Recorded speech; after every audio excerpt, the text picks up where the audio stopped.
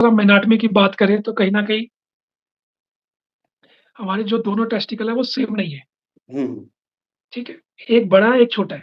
हुँ, 5 sentence के बाद आपको स्टैमरिंग हो रही है। Okay. Like I will say कि my name is doctor summer मतलब मैंने my name is doctor summer 5 words बोल दिए, हुँ, मतलब 4 टू 5 वर्ड्स के बाद, uh, then it is acceptable, it's mild stammering. सबसे मेन क्वेश्चन जो मुझे डेली सुनने को मिलता है DNS, DNS deviated nasal septum. उसमें क्या होता है जो नाक के बीच की हड्डी है, थोड़ी-सी वो एकदम स्ट्रेट की बजाय वो थोड़ा-सा टेढ़ा हो जाए, ट्रॉमा हो गया और तब आपके कान के पर्दे में इंजरी हो गई।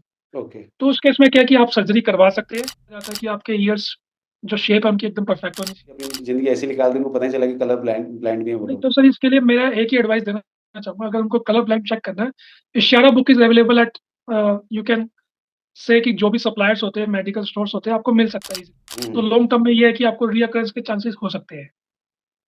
अगर हर्निया आपको डिटेक्ट हो गया ड्यूरिंग मेडिकल एग्जामिनेशन, तो okay. Obviously you will be rejected. Fine है, कोई दिक्कत नहीं है, then you are good to go, कोई दिक्कत नहीं है। हाँ, हाँ, कोई दिक्कत नहीं। और आई थिंक ये सेम केस हेमोरॉइड्स और पाइल्स के उसमें भी होगा, राइट? हाँ, उनका भी सेम यही केस है सर। मतलब और ऐसे कि वेरिकोज़ वेन का तो स्ट्रिक्टली यही रूल है जो मैं बोलूँगा रिजेक्शन। रिजेक्शन है। बाकी ये हुँ, जो हर्निया है, पाइल्स है और हेमोरॉइड्स है, इनका तो टेम्परेरी रिजेक्शन है। आपका रीमेडिकल हुँ, होगा, दोबारा आके आप हो सकता है। हुँ। घर के खाने में आप अपना जितनी भी ग्रीन लीफी वेजिटेबल्स हैं, हुँ, उसको ऐड करें। देन जितनी भी आपकी ये दाल हो गई, जितनी भी दाल, राजमा हो गए, छोले हो गए, ये ऐड करना है। देन उसके अलावा अगर आप नॉन वेजिटेरियन हैं तो it's better to go for eggs, boiled eggs, chicken. अभी चिकन भी नहीं कि हाँ, आपने चिकन बनाया तो उसमें 1 किलो बटर डाल दिया। It should be boiled. मैंने भी अपने टाइम में जब रिव्यू होता था ऐसे ही किया। मैं राज शरौन, एक्स एनआईजी एक्स कोबरा ऑफिसर। आज का जो पॉडकास्ट है बहुत लोगों के लिए काफ़ी इम्पोर्टेंट होने वाला है, काफ़ी महत्वपूर्ण इसमें चीज़ें हम डिस्कस करेंगे। और बेसिकली ये पॉडकास्ट सारे जो डिफेंस एस्पिरेंट्स हैं उनके लिए बहुत I think I I must से कि बहुत ही इम्पोर्टेंट है ये। और आज हमारे साथ एक जो पर्सनैलिटी बैठे हैं हमारे साथ, उनका नाम है डॉक्टर समर। और he is basically a medical officer working in CRPF and currently posted in Kashmir. तो ये ऑलरेडी वैसे ही काफ़ी एंथुसियास्टिक वो हैं, इंसान हैं अपने आप में। और इनके बारे में आपको और भी बहुत कुछ बताऊँगा। ये अपना खुद का एक यूट्यूब चैनल भी चलाते हैं, उनके डिटेल्स हम इनसे खुद ही लेंगे। बट इनके बारे में थोड़ी-सी मैं आपको बेसिक इन्फॉर्मेशन दे देता हूँ। डॉक्टर समर अ, गाज़िया एसएमसी गाज़ियाबाद से पढ़े हैं। इन्होंने एमबीबीएस एसएमसी गाज़ियाबाद से की है। उसके बाद इन्होंने एनसीआर के काफ़ी रेप्यूटेबल और फ़ेमस हॉस्पिटल से अपनी फेलोशिप और इंटर्नशिप वगैरह की है। और बहुत मतलब काफ़ी सारे हॉस्पिटल काम करने के बाद देन लेटर ऑन इनको रियलाइज़ हुआ कि नहीं यार, फ़ोर्स में चलता हूँ, वहाँ का भी खाना चख लिया जाए। तो later on he landed in CRPF. तो पिछले ऑलमोस्ट 4 सालों से ये सीआरपीएफ में कार्यरत हैं और वहाँ पर अपनी सेवाएँ दे रहे हैं। बाकी इनके एक्सपीरियंस के बारे में अब इन्हीं से हम पूछेंगे। So welcome doctor summer. Yeah, thank you so much, sir. Thank you so much for inviting me and giving me this opportunity to share my views. अरे प्लेज़र इज़ माइन बड़ी। Thank you for being here. And Yes, sir. First of all मैं आपसे जानना चाहूँगा कि आपका जो as a force member पहले आप राइट पहले सिविल में एज़ अ काम कर रहे थे, प्राइवेट हॉस्पिटल्स में काम कर रहे थे। Now you have Mhm. Entered force wearing uniform. तो अभी कैसा Yes, लग sir. रहा है आपको एज़ अ फोर्स में मेडिकल ऑफिसर काम करना? It's a very reputed job, sir. अगर मैं कंपेयर करूँ as a civil doctor and a force doctor, so एक यूनिफ़ॉर्म का तो सर प्राइड है सर। Okay, nice. बिकॉज़ एक यूनिफ़ॉर्म के साथ आप बाहर निकलते हैं तो सर एक अलग ही रिस्पेक्ट है। बिल्कुल, बिल्कुल। तो एज़ अ सिविल डॉक्टर वो मैच नहीं हो सकता। ओके, तो जो आपके बैचमेट्स वगैरह होंगे और आप में तो कभी कुछ डिस्कशन तो होता होगा, राइट? या सर देखो pros and cons are everywhere.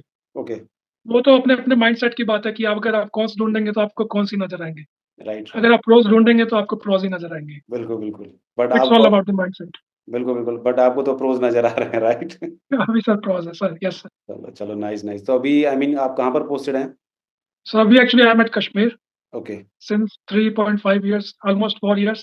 Okay, I am okay, serving over here. Yes, sir. Okay, okay, nice. तो अभी मतलब क्या-क्या ड्यूटीज़ रहती हैं अपार्ट फ्रॉम दैट नॉर्मल आपका जो मेडिकल वाला है, उसके अलावा कुछ और भी रोल्स एंड रिस्पॉन्सिबिलिटीज़ हैं आपकी? Duties being at Kashmir is very challenging.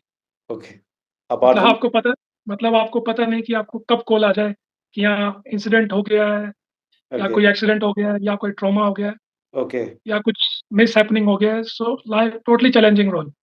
Okay, okay. Yes, तो मतलब कुछ भी चल रहा हो तो आपके एरिया में कोई भी वारदात वगैरह होता है तो आपको रिस्पॉन्ड यस, करना पड़ता है। Yes, yes, yes, okay, definitely. चलो गुड।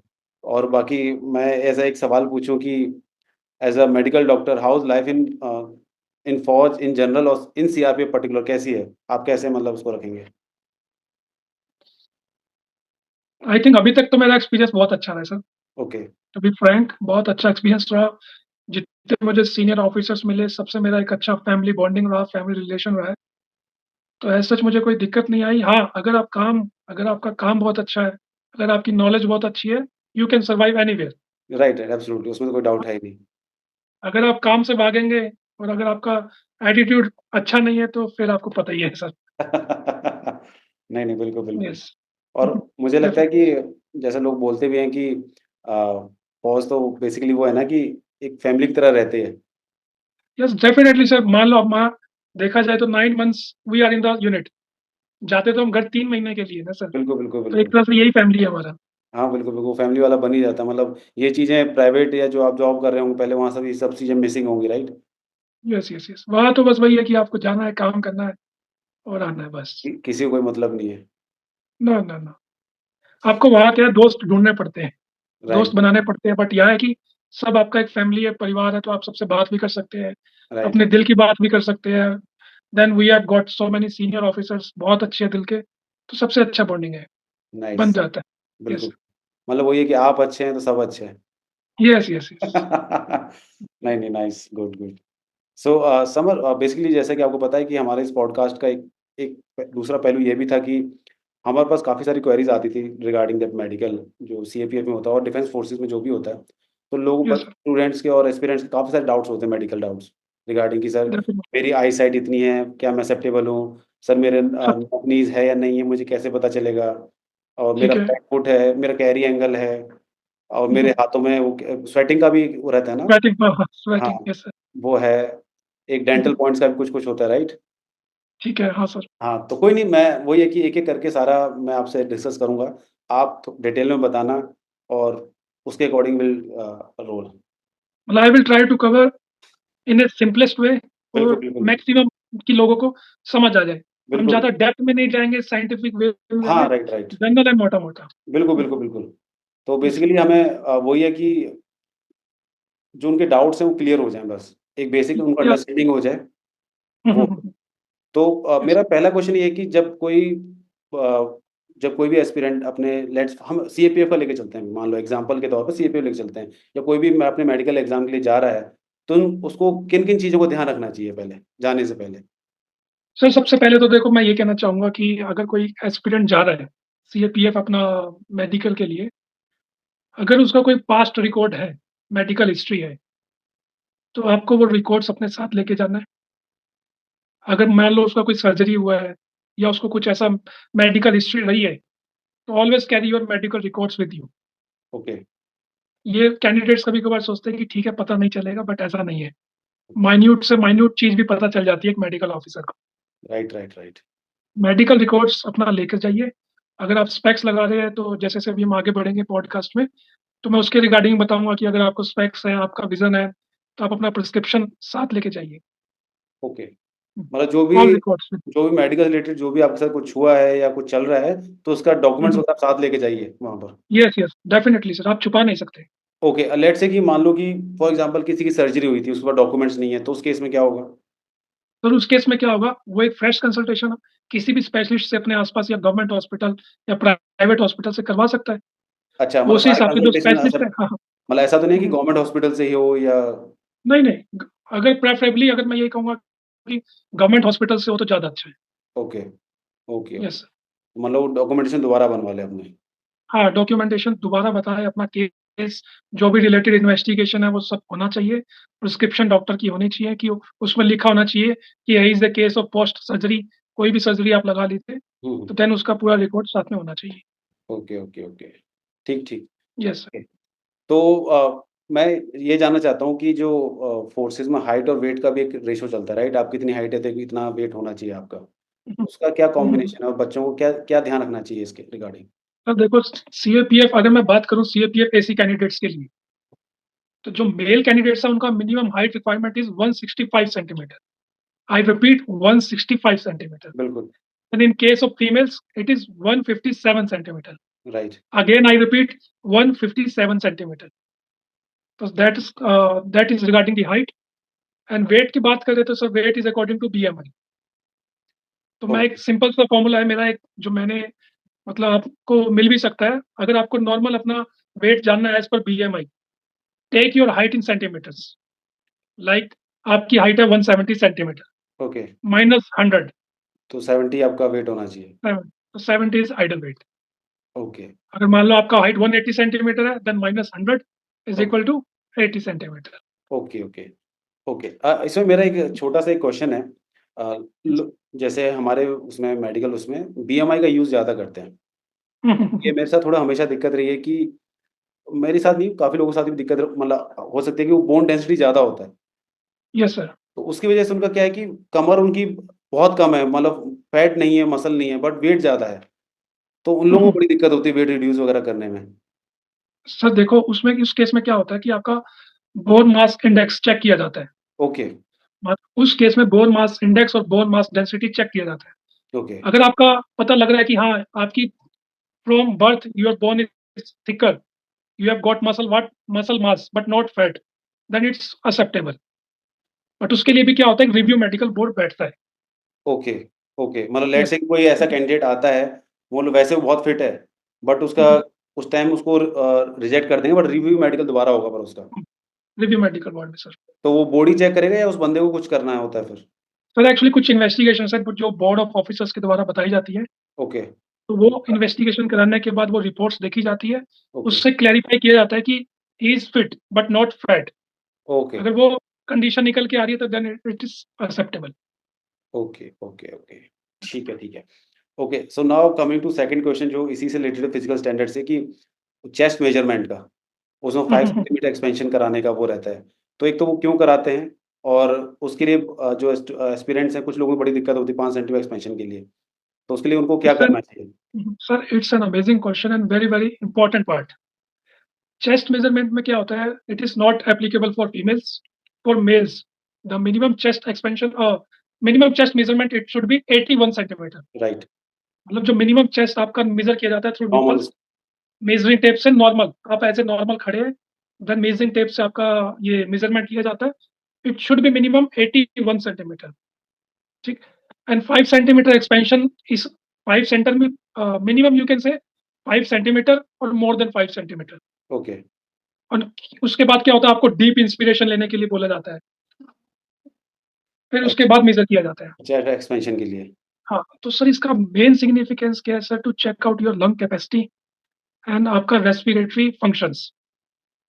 ओ अगर मान लो आपका चेस्ट एक्सपेंशन ही अच्छा नहीं है, कल को आपको आपको पोस्टेड कर दिया जाता है high altitude and harsh environment में, okay, like in Leh Ladakh you are posted. So if your lung capacity is not good, आपका रेस्पिरेटरी हेल्थ ही अच्छा नहीं है, तो how you can survive and how you can save your troops. Right, right, right. This is the main significance of chest expansion. तो जिन लोगों का नहीं हो पाता 5 सेंटीमीटर नहीं कर पाते, उनके लिए क्या कुछ पर्टिकुलर एक्सरसाइज़ वगैरह हैं, क्या कर सकते हैं वो? सर उनके लिए बेसिकली अपना सबसे पहले तो वो स्पायरोमेट्री करवाइए। Spirometer. Spirometry is a test, मतलब आप अपना नॉर्मल एक चेस्ट फिजिशियन के पास जाइए, अपना स्पायरोमेट्री करवाइए। उसमें डिफरेंट वैल्यूज है, आपका फोर्स वाइटल कैपेसिटी आएगा, पोस्ट एक्सपायरेशन वाइटलेशन इन 1 सेकंड, वो ऑल डिफरेंट। हम थोड़ा साइंटिफिक नहीं जाएंगे, बट एक मोटा मोटा उसमें आपका कंडीशन पता चल जाएगा कि आपके लंग्स कैसे काम कर रहे हैं। Right, right. देन उसके बाद ब्रीथिंग एक्सरसाइज है, उसको फॉलो करना है। देन आप वो एक आता है पंप आता है बॉल्स वाला, 3 बॉल्स वाला, ओके, ओके, आप उसको फॉलो कीजिए, वो एक्सरसाइज कीजिए। तो उससे ये है कि काफ़ी इम्प्रूवमेंट हो जाती है। ओके। बाकी कोई फिज़िकल एक्सरसाइज़ वगैरह कुछ? फिजिकल एक्सरसाइज में यही है कि सर अपना आपको लंग का स्टेमिना बढ़ाना है, तो इट मीन्स आपको डेली रनिंग थोड़ा-थोड़ा इंक्रीज़ करना है। अगर ओके, आप डेली रनिंग इंक्रीज़ करेंगे तो ऑटोमैटिकली आपका लंग लंग्स का जो एक्सपेंशन है वो अच्छा हो जाएगा। Okay, okay, okay, yes. Okay. मतलब इसके साथ रनिंग के साथ आप पुशअप वगैरह साथ में ताकि आपकी हाँ, कैपेसिटी बढ़े लंग्स की, right? Yes sir. Okay, okay. ठीक, ठीक। सो नाउ कमिंग टू क्या कहते हैं another part regarding eyes. Eyes के रिगार्डिंग हुँ, बहुत सारे क्वेश्चन्स आते हैं हाँ सर। कि मेरा चश्मा है, मेरा -4 डी है, ये है। तो आप थोड़ा यार उसके ऊपर हाइलाइट करें कि मतलब स्टैंडर्ड क्या है और एक्सेप्टेबल रेंज क्या है दोनों तरफ? सर बेसिकली आईसाइट में क्या है, अगर 6 बाय 6 मतलब उसमें आपको स्नेलर्स चार्ट पे सामने देखना होता है, वो मतलब मोटा-मोटा दूर से आपको अल्फ़ाबेट्स पढ़ने होते हैं, उसके अकॉर्डिंग आपको जो विज़न है वो दिया जाता है। तो इट कैन बी जो मैक्सिमम अच्छा जो कहा जाता है दैट इज़ 6/6। अगर आपका 6/6 है इन बोथ आइज़, देन सोने पे सुहागा, राइट। ठीक है? 6/6 तो होना ही चाहिए, ठीक है? अब बात आती है कि कई सारे डाउट्स स्पेक्स को लेकर कि मेरा 6/12 है, 6/9 है। तो सिंपल सा फंडा है सर जो क्लियर कर रखा है, अगर आप राइट हैंडेड है, तो this is your right I, वो आपकी बेटर आई है, ओके, ठीक? अगर आप लेफ्ट हैंडेड है, तो left I is your better I, ठीक? ओके, तो अगर आपका 6/6 नहीं है विज़न, बट अगर एक्शन के बाद आपका बेटर आई में 6/6 आ रहा है, तो then it is perfect, okay. ठीक? और इर्रिस्पेक्टिव अगर ऑफ कि आपका वर्स आई कितना भी है, यस सर? मतलब इर्रिस्पेक्टिव ऑफ कि आपका क्या बोलते हैं 6/12 है या कितना भी है, मास्टर आई आपकी ठीक है हाँ, तो आफ्टर करेक्शन। मास्टर आई अगर आपकी स्पेक्स लगाने के बाद 6/6 आ रहा है, दैट इज़ परफेक्ट। ओके, चाहे वो कितना और भी अगर आए। हाँ, मतलब उसका भी सर पावर है, उस पे भी मैं अभी बात करूँगा। ओके, ओके, बट ओके, ये है कि वो 6/6 हो जाना चाहिए। ओके, और वर्स आई में अगर देखा जाए this is my master eye, this is my worse eye. तो ओके, ये भी करेक्शन के बाद 6/9 होना ही चाहिए। ओके, ओके, इसका विज़न भी। ओके। और आप वो जो आप पावर की बात बता रहे थे वो? सर पावर में क्या है देखो, -4 डायोप्टर अगर आपकी दूर की विज़न खराब है, ओके, तो उस केस में -4 इज़ द लिमिट। अच्छा उसके नीचे नहीं? Mine -4 dioptre is the limit. उसमें बोथ आ गया आपका स्फेरिकल भी और सिलिंड्रिकल भी। अब ऐसा नहीं कि -4 स्फेरिकल, -4 सिलिंड्रिकल तो टोटल हो गया -8। तो ये बहुत डाउट्स है, मुझे भी यूट्यूब पे ये सवाल आता रहता है। Both including spherical and including cylindrical both, okay, okay, -4 dioptre. और अगर आपकी पास की नज़र कमज़ोर है, then maximum limit is 4 dioptre for hypermetropia. Okay, okay, ठीक है, ठीक है। सो इसमें एक क्वेश्चन और भी होता है लेसिक सर्जरी वाला, हाँ, हाँ, हाँ, हाँ। तो उसके ऊपर क्या है मतलब लेसिक सर्जरी कब कब तक करा लेनी चाहिए? उसके बाद कब नहीं करानी चाहिए? क्या-क्या कंडीशंस हैं मतलब टेक्निकल्स क्या हैं उसके थोड़े-से? सर लेज़िक सर्जरी में मैं वही बात बोलूँगा, अगर देखो -4 डायोप्टर है, तो आपने स्पेक्स लगवा के आपने अपनी विज़न करेक्ट करवा ली। ओके, अगर बात करते हैं -4.5 डायोप्टर, मतलब 0.5 डायोप्टर भी अगर आपका निकल रहा है, then you are not fit. Okay, तो एक रेंज रखी हुई है -4 टू लेके -6, ओके, ठीक? अगर आपका फ़ोर्स मोटा-मोटा 4 टू 6 डायोप्टर तक रेंज रखी हुई है लेसिक सर्जरी के लिए, for distant vision, hmm, myopia के लिए। तो उस केस में क्या है, जैसे आपका 4 से लेके 6 तक आ रहा है, तो आप लेज़िक के करवा सकते हैं। ओके, बट कुछ कंडीशन है उसमें, अगर आप लेज़िक करवाने जा रहे हैं, आपकी एज जैसे जो क्राइटेरिया बताता है कि 18 टू 35 ईयर्स, बट मेरा मानना है कि 20 should be minimum age, okay, क्योंकि 18 के बाद ही आपका नंबर फिक्स हो पाता है। ओके, ओके, तो 20 से लेके 35 age is the limit. Okay, then उसके बाद अगर आप लेज़िक करवा रहे हैं, तो आपका जो कॉर्नियल थिकनेस है, this one corneal thickness, it should be 425 micron. Okay. तो तो ये सब स्पेसिफिकेशन। ये तो मेडिकल में चेक होता होगा बाद में। आप हाँ, बताइए? ये आपको ये सब कंडीशन डॉक्टर को बताना है कि मैं ऐसे-ऐसे फ़ोर्स में जाना चाहता हूँ, तो ये सब कंडीशन है, तो उसी हिसाब से ही मेरी लेज़िक सर्जरी की जाए। ओके। तो यस। ये क्या बोलते हैं फॉर एग्ज़ाम्पल कि किसी ने ले लेसिक करा लिया, हाँ, हाँ। आगे अपना मेडिकल में लेट्स से उसका मेडिकल चल रहा है, उसने नहीं डिस्क्लोज़ किया मैंने लेसिक करा रखा है, उसको पता चल जाएगा लेसिक करा रखा है इसने? Definitely sir, okay, definitely. वहाँ के जो ऑप्थेल्मोलॉजिस्ट है, उनके पास है स्लिट लैम्प। तो ओके, जैसे ही आपकी आइज़ रखेंगे, स्लिट लैम्प यूज़ करेंगे, तो उसी टाइम आपका एक्सियल लेंथ पता चल जाएगा।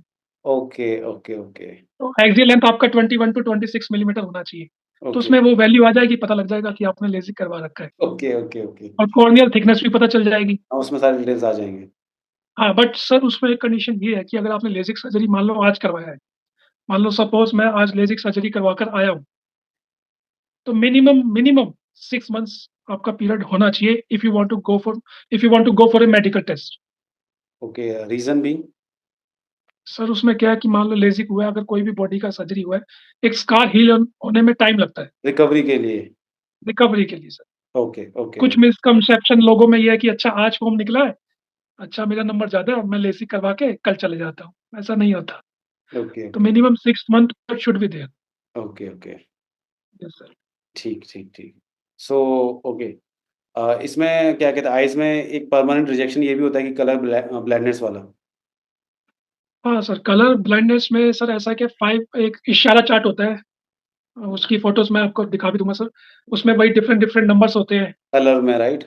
हाँ, हाँ। तो उसमें भी कहीं न कहीं लोगों में मिसकंसेप्शन चल रहा है कि हमारा सीपी-1 या सीपी-2 नहीं है। बट अभी देखा जाए, एक रिसेंट गाइडलाइन आई है कि CP three is acceptable. What is CP1, CP3? I don't know, क्या है ये? सीपी-3 सर एक अपना जैसे 1 से लेके 25 तक प्लेट्स होती है, ओके, ठीक है? 1 से लेके 25 तक प्लेट्स होती है, और जो सीपी-1 होता है, वो तो मेन पायलट्स के लिए होता है, जो पायलट्स हैं, फ्लायर्स हैं, उनके लिए होता है सीपी-1। ओके। तो अगर मेरा भी किया जाएगा टेस्ट, तो आई विल विन, मेरा नहीं लगता कि मुझे सीपी-1 निकलेगा, क्योंकि अच्छा, मुझे प्लेन तो उड़ाना ही नहीं है। Right, right, right. तो इसीलिए वो डिफरेंट डिफरेंट कैटेगरीज़ है, 1 टू लेके 25 प्लेट्स होती है। ओके, तो उसी प्लेट्स को रीडिंग करने के अकॉर्डिंग आपको नंबर दिया जाता है।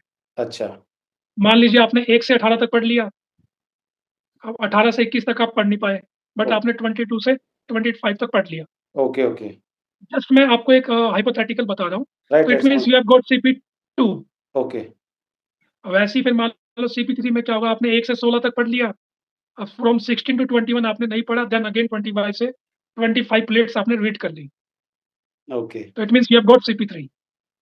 अच्छा, ओके। मतलब मैं एक हाइपोथेटिकल सिचुएशन बता रहा हूँ हाँ, कि कैंडिडेट्स को समझ गया। समझ आ जाए। हाँ, ओके, ओके। तो और सीपी-4 और सीपी-5 में क्या है, कुछ उसको कुछ समझ में ही नहीं आएगा कि लिखा क्या है। वो कुछ भी बोलेगा, मतलब नंबर। ओके, तो यस। CP3 तक एक्सेप्टेबल है? हाँ, अभी फिलहाल सीपी-3 इज़ एक्सेप्टेबल, बाकी rest depends upon the medical board, to be frank. वो अपना हिसाब से टेस्ट लेंगे, उसका फिर वो है। वो सब कुछ करे, टेस्ट लेंगे, अच्छा हाँ, कि सब कुछ फिजिकल फिटनेस मेंटेन्ड है, देन इट इज़ एक्सेप्टेबल। नहीं, बट उसमें ये भी देखेंगे कि वो बिल्कुल पढ़ ही नहीं पा रहा है, फिर तो वो उसको तो नहीं एक्सेप्ट फिर करेंगे। तो सब कुछ, हाँ, फिर नहीं सब कुछ भी कर नहीं, सकते। बिकॉज़ मेरे साथ हुआ था कि मेरे साथ का एक लड़का था, क्योंकि हम फिज़िकल दिया था हमने और अगले दिन हमें मेडिकल के लिए बुलाया था। तो उसका और मेरा मतलब आइज़ का टेस्ट ये था कि आगे-पीछे ही था। ठीक तो है, उसका क्या है, वो नॉर्मल आइज़ वो पढ़ने वाला हुआ, तो वो उन्होंने बता दिया जो आई साइट के लिए होता है जो। फिर ना वो ठीक है। डॉक्टर ने बुलाया हम दोनों को उसके लिए, वही बुक होती है ना जो कलर वाली जो। हाँ, इशारा बुक, हाँ, हाँ सर। हाँ, वो उसको पढ़ ही नहीं पा रहा था उसको। तो ठीक है। उसको पढ़ ही नहीं पा रहा था। मैं साथ में खड़ा हुआ था। तो हुँ, हुँ, मुझे हुँ, हुँ। मुझे दिख रहा था वहाँ से, मैंने कहा ये पढ़ क्यों नहीं पा रहा? मुझे तब तक पता ही नहीं था कलर ब्लाइंडनेस के बारे में। हाँ, हाँ, हाँ। ठीक है। तो डॉक्टर ने बोला कि यार आप कलर ब्लाइंडनेस है आपको। तो लड़का हुँ, बोला हुँ। मुझे तो खुद आज पता चला कि ऐसा कुछ है। ये बीमारी डेफ़िनिटली। मतलब मुझे लगता है कि ऐसी है कि शायद लोगों को पता ही नहीं होता कि इनको बीमारी है। मतलब ये बीमारी है, क्या है actually? Sir actually it's a congenital. Okay, congenital क्या है कि मान लो आपको कुछ कलर्स तो अच्छे दिख रहे हैं, कुछ कलर्स आपको अच्छे दिख ही नहीं रहे, बट आपको पता ही नहीं चलता, ठीक है?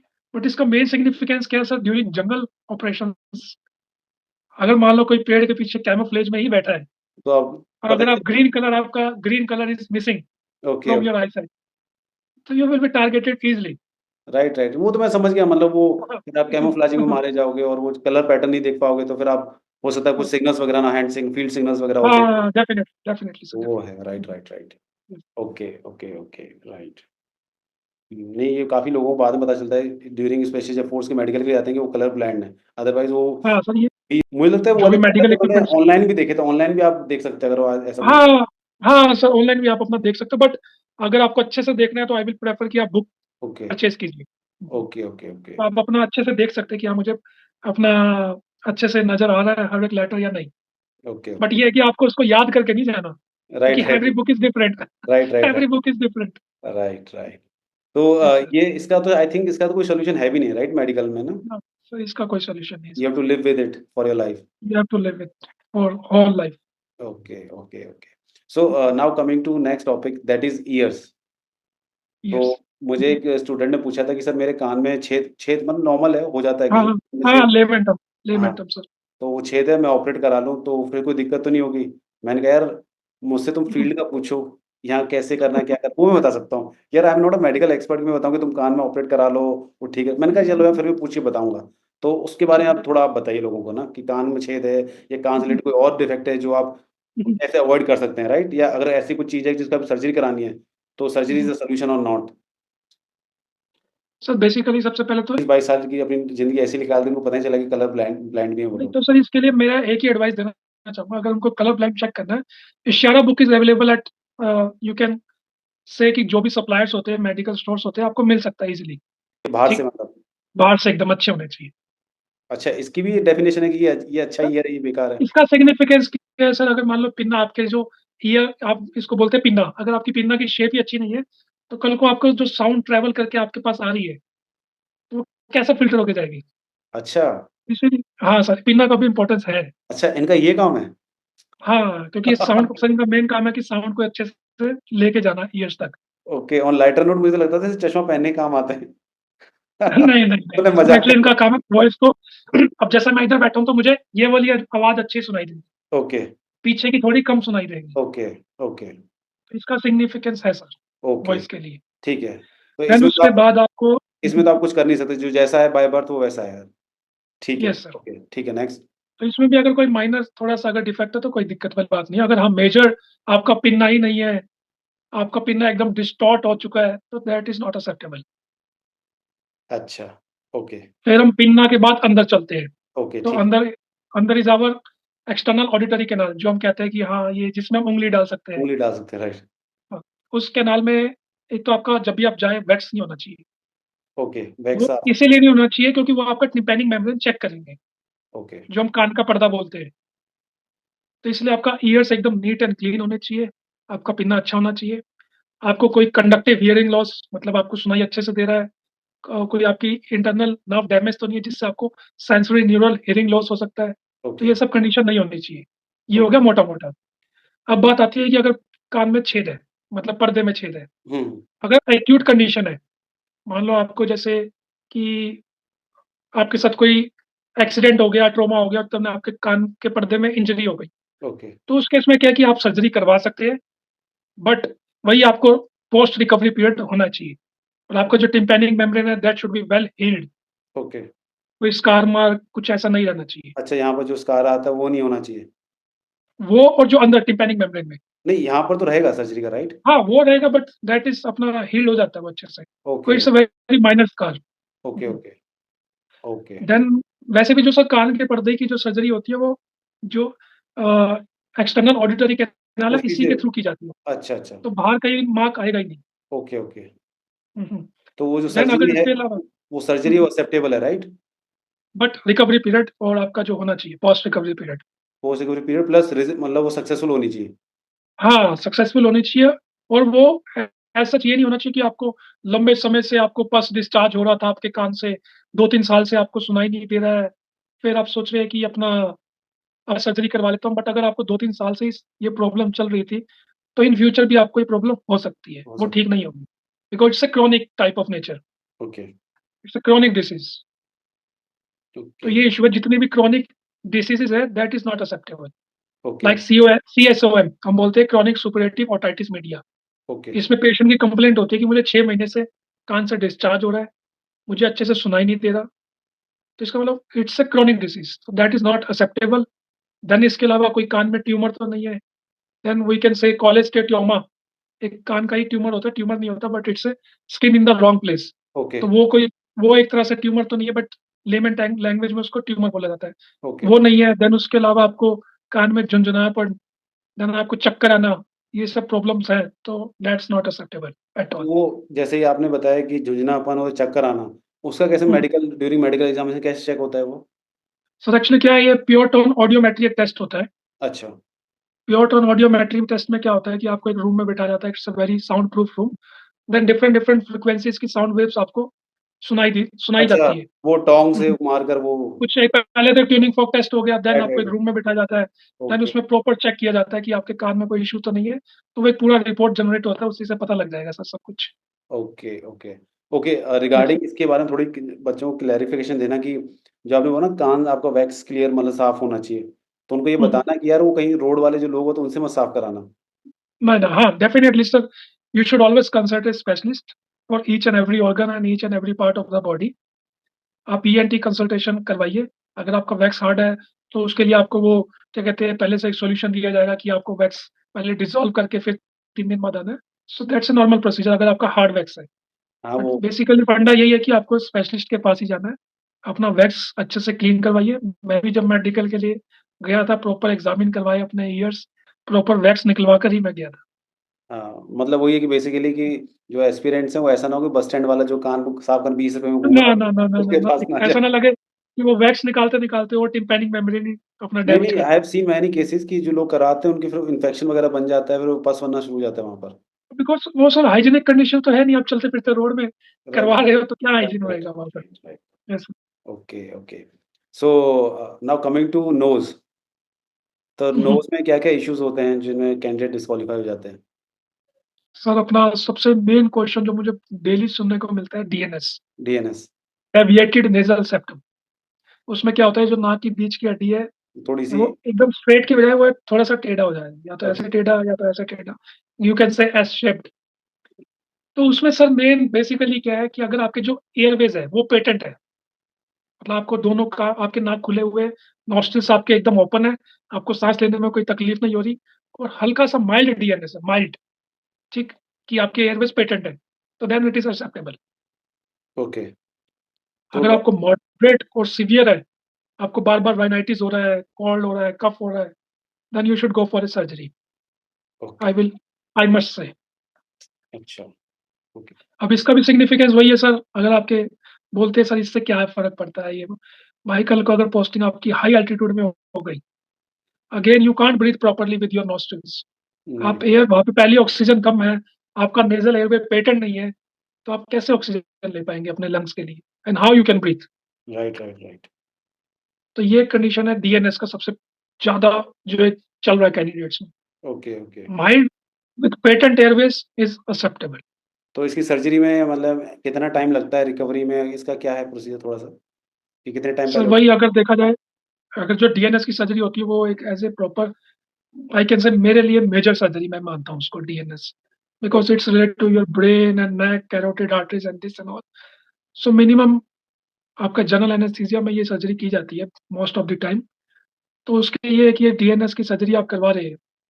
अब लिखा है कहीं पर कि 3 मंथ्स तक आपको रिकवरी पीरियड चाहिए, कि after 3 months you can apply. Hmm, but hmm, मेरा मानना है कि minimum 6 month period should be there, for recovery, then you should go for a medical.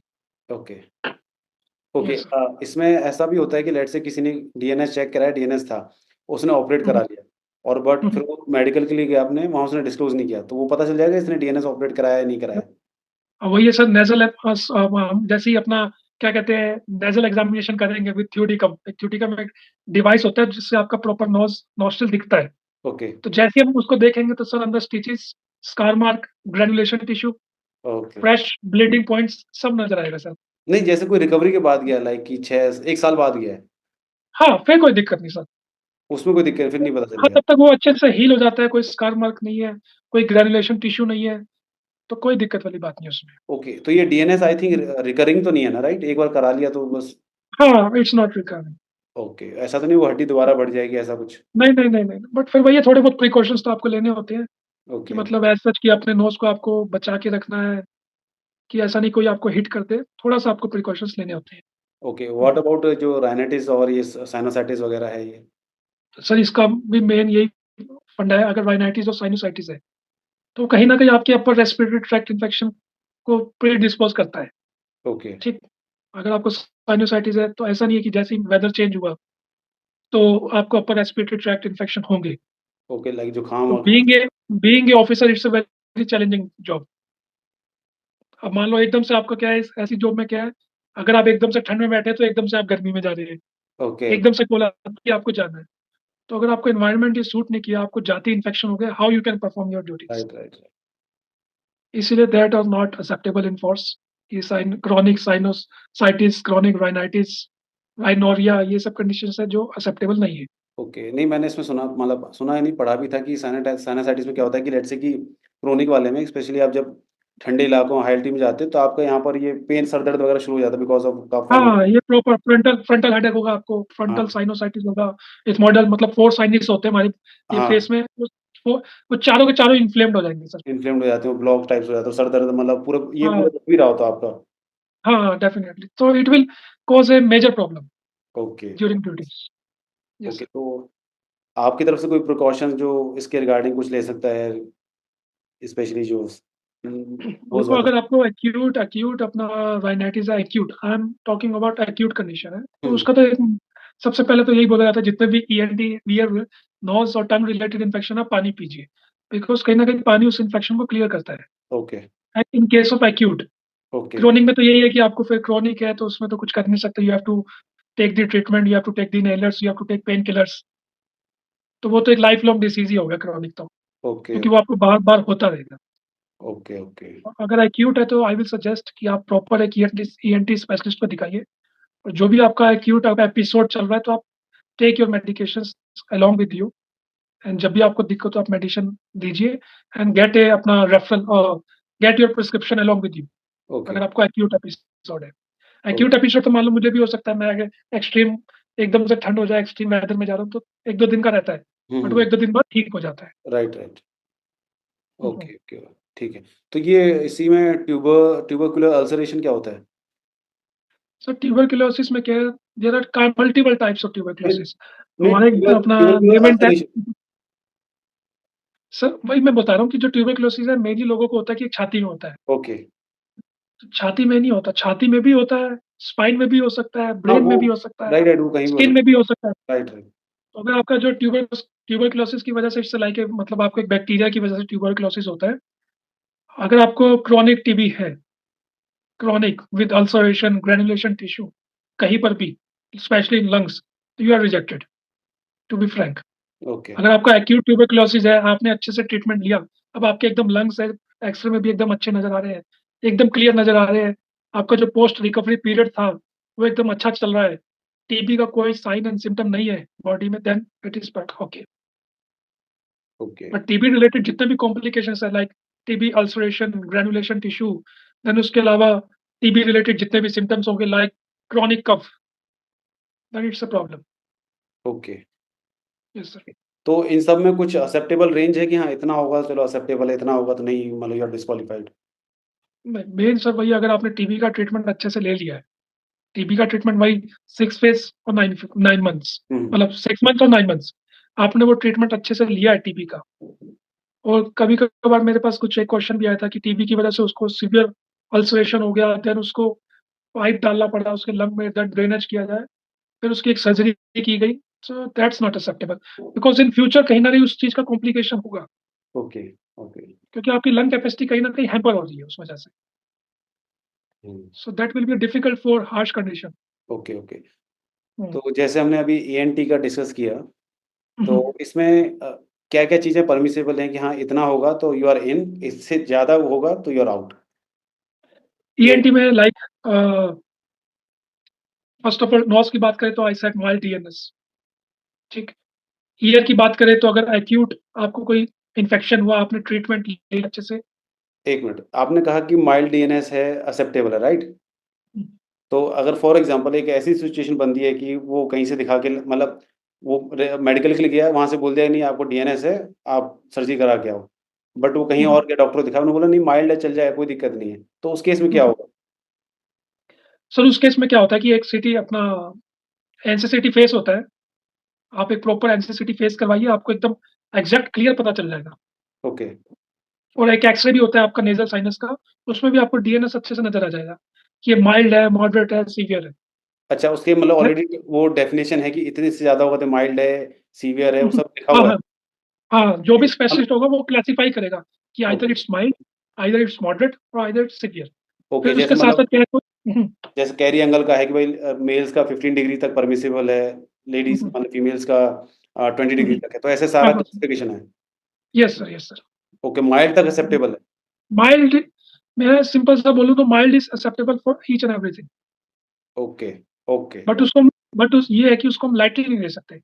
मान लो मुझे माइल्ड डीएनएस भी है, माइल्ड नॉकनिस भी है, माइल्ड फ्लैट फुट भी है, तो उसके बाद ओके, मुझे माइल्ड डेफनेस भी है, सर वो फिर क्रॉनिक ही हो गया। ओके, ओके, हाँ, वो सारी जुड़ सारा नेगेटिव जुड़-जुड़ बहुत ज़्यादा नेगेटिव हो गया वो। Yes sir. Right, right, right, right, ठीक है, ठीक है। तो इसमें कुछ मेडिकल में नेक से रिलेटेड भी कुछ चेक करते हैं?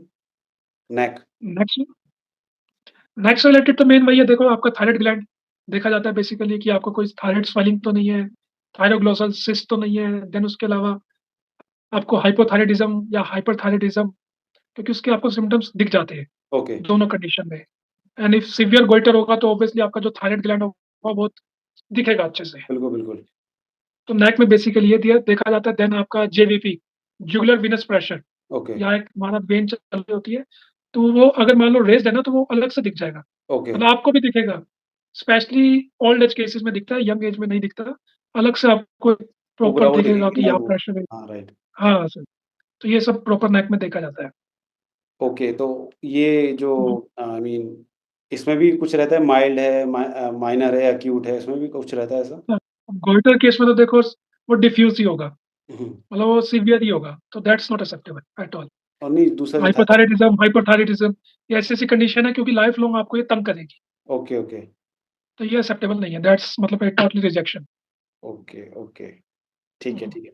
सो नाउ कमिंग टू टीथ, तो लोगों को क्या-क्या ध्यान रखना चाहिए टीथ के अपने मतलब टीथ की हेल्थ को मतलब जो अपने कैविटी हेल्थ है, उसके रिगार्डिंग क्या रखना चाहिए और जब वो मेडिकल के लिए जाएँ, तो क्या तैयारी करके लेके जाएँ? सबसे पहले तो जो आपका ओरल हाइजीन है वो एकदम परफेक्ट होना चाहिए, क्योंकि ओके। जब आप मुंह खोलेंगे तो सामने वाला भी आपसे अच्छे से बात कर पाएगा, कि वो भी कंफर्टेबल हो। हुँ, हुँ। तो oral hygiene is very very must. Then बात आती है टीथ्स की। अब बोलते हैं कि मेरे टेढ़े दांत है, मेरे दांत है, इसका एक साइंटिफिक एक जो है ना कनेक्शन है।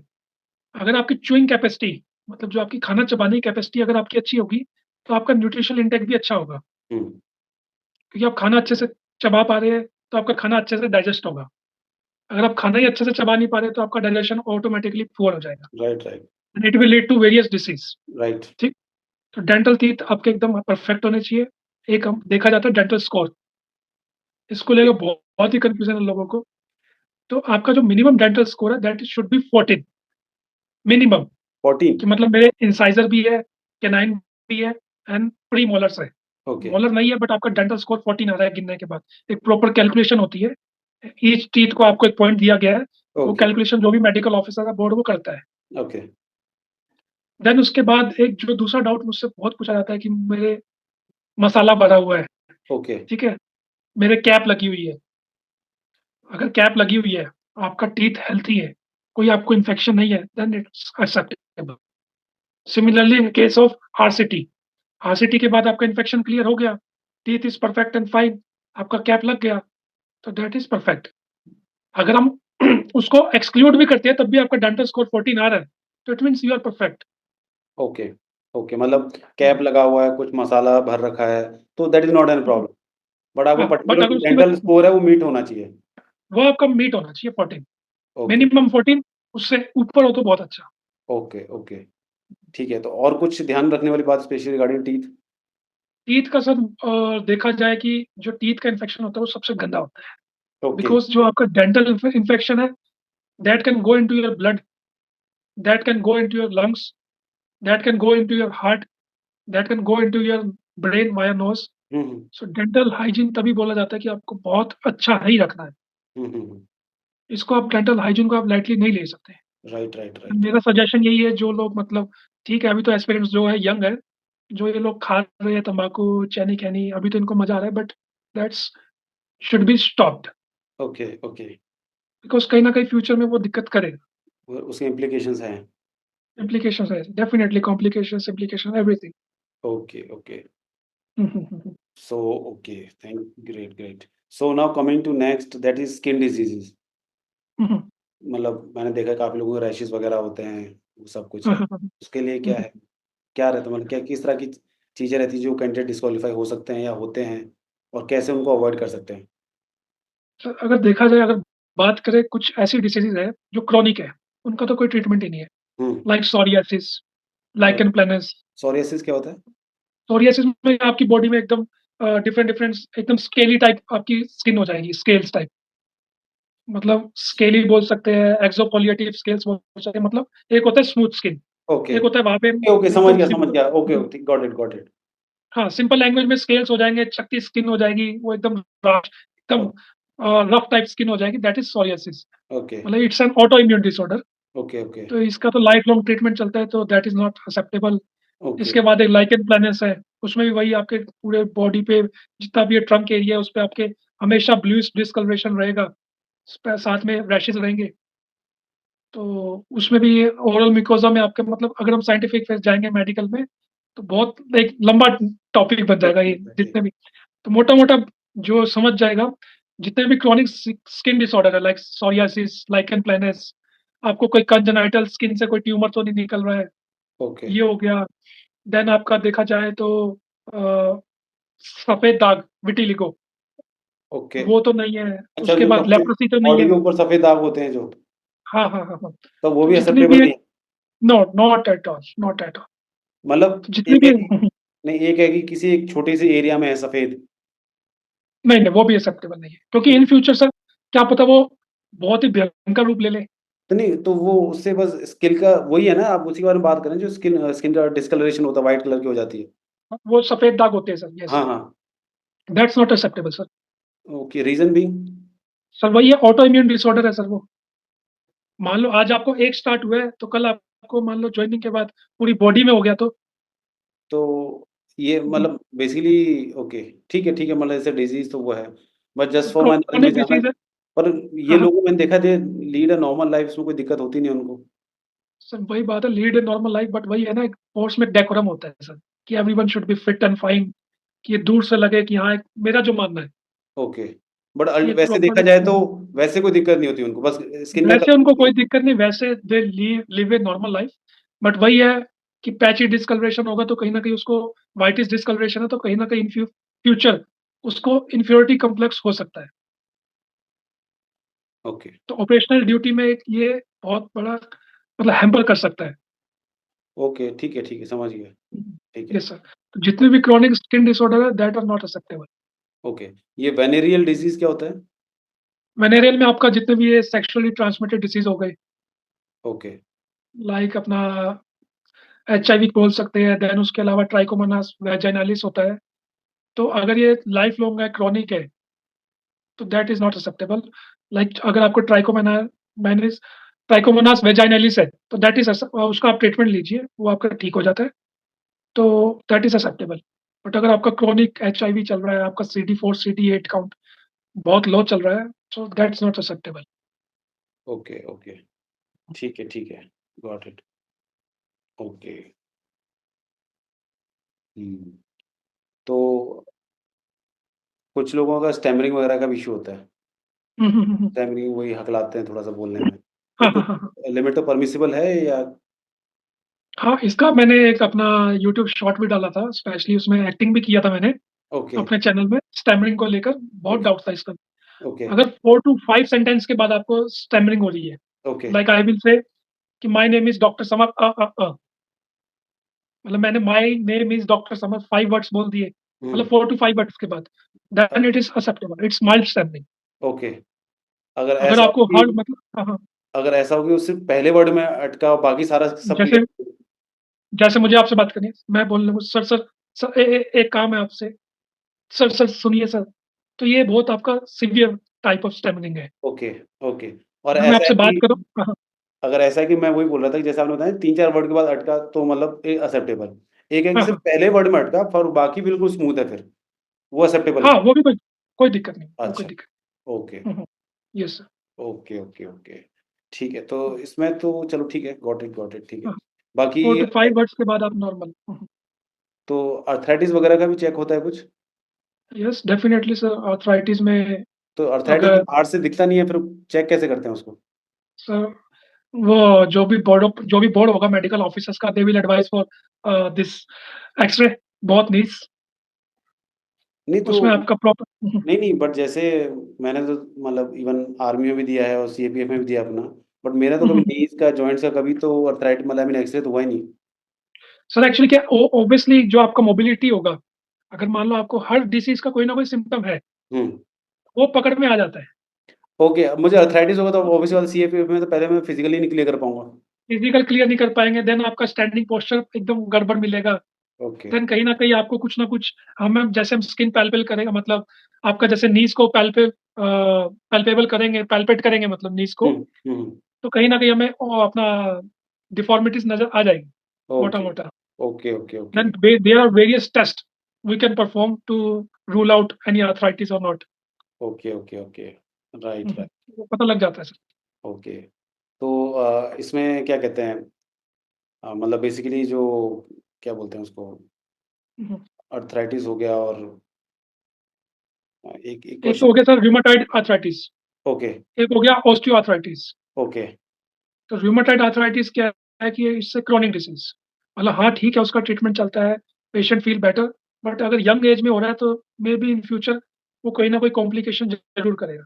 So okay, that condition is not acceptable तो एंड मैं similarly in case of osteoarthritis also, okay, कि इन ओके, फ्यूचर कहीं न कहीं आपकी लाइफ को हैम्पर करेगा वो। ओके, ओके, एंड अगर फिट कैंडिडेट में अगर ये दोनों चीज़ें मिल रही है, इन अ यंग कैंडिडेट, तो इसका मतलब कुछ ना कुछ तो उसको डिसीज़ प्रॉब्लम है, गड़बड़ है। कुछ ना कुछ गड़बड़ है। Right, right, right. तो मैं एक सो ऐसा कहीं न कहीं एक जनरल क्वेश्चन पूछूँ आपसे कि a joint mobility and limb development के बारे में क्या-क्या मतलब चीज़ें हैं जो ध्यान में रखी जाती हैं मेडिकल टाइम में और ऐसी क्या-क्या चीज़ें हैं जिनको आप ना करें या अवॉइड करें या कुछ ट्रीटमेंट कराएँ ताकि आप वो मेडिकल क्लियर कर सकते हैं? Specially about limbs. Hmm, so joint mobility का देखा जाए, अगर सिंपल लैंग्वेज में बात करें, इसका कहीं न कहीं रोल है आपके जो डेली टास्क है आपकी, आपका रनिंग, स्पेशली ड्यूरिंग ट्रेनिंग। हुँ, तो मुझे याद है अपना ट्रेनिंग बहुत, मतलब आज भी सोचता हूँ कि हाँ, मैंने एन्जॉय किया अपना ट्रेनिंग बहुत अच्छे से, but it was very, very hard being a medical officer also. So limbs का जो रोल है तब पता चलता है ट्रेनिंग में, हुँ, हुँ, हुँ। क्योंकि आपको डेली रनिंग भी करना है, डेली आपको रॉक क्लाइंबिंग भी करना है, राइट, राइट। डेली आपको ट्रैकिंग भी करना है, जंगल कैंप में भी जाना है, हुँ, हुँ। फायरमैन लिफ्ट हुँ, हुँ। आपको करना है। तो ये कहीं न कहीं आपके जो अगर मोबिलिटी आपकी अच्छी नहीं है, आपकी नीज़ अच्छी नहीं है, आपके एंकल्स अच्छे नहीं है, आपके एल्बो जॉइंट अच्छे नहीं है, आपके रिस्ट जॉइंट अच्छे नहीं है, हुँ, हुँ। तो you can't perform this various task. Right, right. वो अपने उसमें फिंगर्स भी चेक करते हैं आपके ऐसे-ऐसे करके हाँ, फिर हाँ। ऐसे बाजू ऐसे करा के सब कुछ देखते कैरी एंगल वगैरह सब चेक कराते हैं। Yes, yes. इसीलिए बोलते हैं कि each and every part is very, very important. उसका कहीं न कहीं सिग्निफिकेंस है स्पोर्ट्स में। तो इसलिए joint mobility should be very, very good. अगर आपको जॉइंट मोबिलिटी अगर कम है, तो आई विल सजेस्ट कि आप अगर कुछ भी एक्सरसाइज कर रहे हैं, स्ट्रेचिंग तो आप अपना, मतलब जिसे कहते हैं ना पत्थर की लकीर, हुँ, उसको आप लिख लीजिए कि स्ट्रेचिंग तो मुझे करनी ही है डेली। अगर हुँ, मैंने आज रनिंग नहीं करी कोई बात नहीं, बट मैं स्ट्रेचिंग 10 मिनट्स 15 मिनट्स ज़रूर करूँ हुँ, अपनी हुँ, बॉडी हुँ। की। तो ये मस्ट है। Right, right. तो ये वही नॉक-नीज़ वाला इश्यू है, ये उसी मोबिलिटी का ही पार्ट है, राइट? या नॉक नीज़ हो गया, आपका बो लेग्स हो गया, देन उसके बाद फ्लैट फिट हो गया, ये सब उसी के ही इश्यू है मोबिलिटी के। ओके, तो नॉक-नी में कितना परमिसिबल है, फ्लैट फुट में कितना परमिसिबल है? सर, जो नॉक नीज़ में बेसिकली क्या होता है कि आपको, जब हम एग्ज़ामिन करते हैं, हम पेशेंट को जो एग्ज़ामिनेशन टेबल है, उस पे लिटा देते हैं, ठीक? देन उसके बाद बोलते हैं कि आप जो अपनी दोनों लेग्स हैं, उनको स्ट्रेट रखिए। Then with the help of, मतलब आपने अपनी लेग्स ऐसे स्ट्रेट रख ली, ठीक? मान लीजिए आपकी ये लेग, इन दोनों को आपने स्ट्रेट रखा with the help of wooden block ले लीजिए या आप अपना पेन का कैप ले लीजिए। हुँ, इन दोनों के बीच का जो डिस्टेंस है, लाइक ये दोनों लेग्स हैं, इनके बीच आता है इंटरमेल्युलर हुँ, डिस्टेंस। हुँ। तो उन दोनों का डिस्टेंस मिनिमम 5 सेंटीमीटर होना चाहिए, ठीक? अच्छा, मतलब 5 सेंटीमीटर इज़ परमिसिबल। अगर उससे ज़्यादा है तो इट मीन्स आपको नॉक-नीज़ है। अच्छा, अच्छा, मतलब मैक्सिमम 5 सेंटीमीटर होना चाहिए, उससे ज़्यादा होगा तो नॉक-नीज़। हाँ, हाँ, हाँ, मैक्सिमम 5 सेंटीमीटर। और उससे ज़्यादा फ्लैट है तो नॉक-नीज़ है। और फ्लैट फुट का? सर, फ्लैट फुट में क्या है, आपकी आर्चेज़ देखी जाती है। एक ओके, सिंपल सा उसमें एक सिंपल सा टेस्ट है, अगर आपको किसी का भी फ्लैट फुट जानना है, तो उसको बोलना कि भाई आप अपना दोनों पैर गीला कीजिए, मतलब ओ आप हुँ, पैरों हुँ, को पानी में डिप कीजिए और आप चलना शुरू कीजिए उस फर्श पे या पेपर पे। हुँ, हुँ, हुँ। सबसे अच्छा पेपर पे आएगा। हाँ, अगर वो और भी अच्छा चाहिए तो आप पानी की जगह इंक यूज़ कर सकते हैं। Right, right, right. तो आप दोनों अपने पैर डिप कीजिए, एक पेपर रखिए, उस पे आप चलना शुरू कीजिए। उसके बाद अपनी पैर की मार्किंग देखिए अपने फुट की। हुँ, हुँ, हुँ। तो उसमें आपको क्लियर हो जाएगा कि अगर पूरा ऐसे कवर हो रहा है मेरा पैर, तो देन इट्स फ्लैट फुट। अगर प्रॉपर आपकी आर्चीज़ डेवलप्ड है, ओके, प्रॉपर ऐसे आर्चीज़ आपकी अच्छे से डेवलप्ड है, hmm, it means you are fit. Okay. Hmm, तो हुँ। फ्लैट फुट से तो ये दिक्कत टेस्ट क्या एक है? Yes sir. फ्लैट फुट से दिक्कत क्या है? फ्लैट फुट से दिक्कत क्या है sir, in case of emergency हमें ऐसे ऑपरेशन भी करने पड़ते हैं कि हमें भागना है। हुँ, और जिसको फ्लैट फुट होगा वो अच्छे से भाग नहीं पाएगा, उसको लिंपिंग होगा। अच्छा, अब मेरा जैसे, अगर मान लो मेरा नॉर्मल फुट है तो मैं पंजों के सहारे भी भाग सकता हूँ पैर टेढ़ा करके, मुझे पता नहीं चलेगा। बट जो फ्लैट फुट होगा उसको पंजों के सहारे भागने में बहुत दिक्कत होगी। Okay, okay. And during jungle camps में तो आपको प्रॉपर वेट लेके सब कुछ करना है, आपको तो सब पता ही है हुँ, हुँ, हुँ। कि how much hard it is. तो ये कहीं न कहीं इफ़ेक्ट करता है आपकी रनिंग में। Okay, okay. मतलब ये तो नॉक नीज़ हो गया और फ्लैट फुट हो गया, तो इनका तो कोई सॉल्यूशन है ही नहीं, राइट? नहीं, नहीं, नो सॉल्यूशन। हाँ, हालाँकि मैं एडवाइस लोगों को यही देता हूँ कि अगर माइल्ड है, माइल्ड माइल्ड नॉक नीज है, माइल्ड फ्लैट फुट है, तो देयर आर डिफरेंट एक्सरसाइज। मैंने वो एक्सरसाइज अपने यूट्यूब चैनल में प्रॉपर डिस्कस किया है इसके बारे में, flat foot and knock knees. Okay, okay. तो मैंने माइल्ड नॉक नीज, माइल्ड फ्लैट फुट के लिए एक्सरसाइज बताई गई है उस वीडियो में। सो आप कहेंगे तो मैं चैनल वो लिंक भी शेयर कर दूंगा नहीं, आपको, नहीं, तो वो बिल्कुल, जाकर वो बिल्कुल। देख सकते हैं। बिल्कुल, बिल्कुल, बिल्कुल। यस तो सर। उससे थोड़ा-सा वो इम्प्रूव हो सकता है। हाँ, तो माइल्ड, अगर आपको मॉडरेट या सीवियर है, तो उसमें मैंने बताया कि अगर आपको मॉडरेट या सीवियर है तो I will suggest go for a surgery.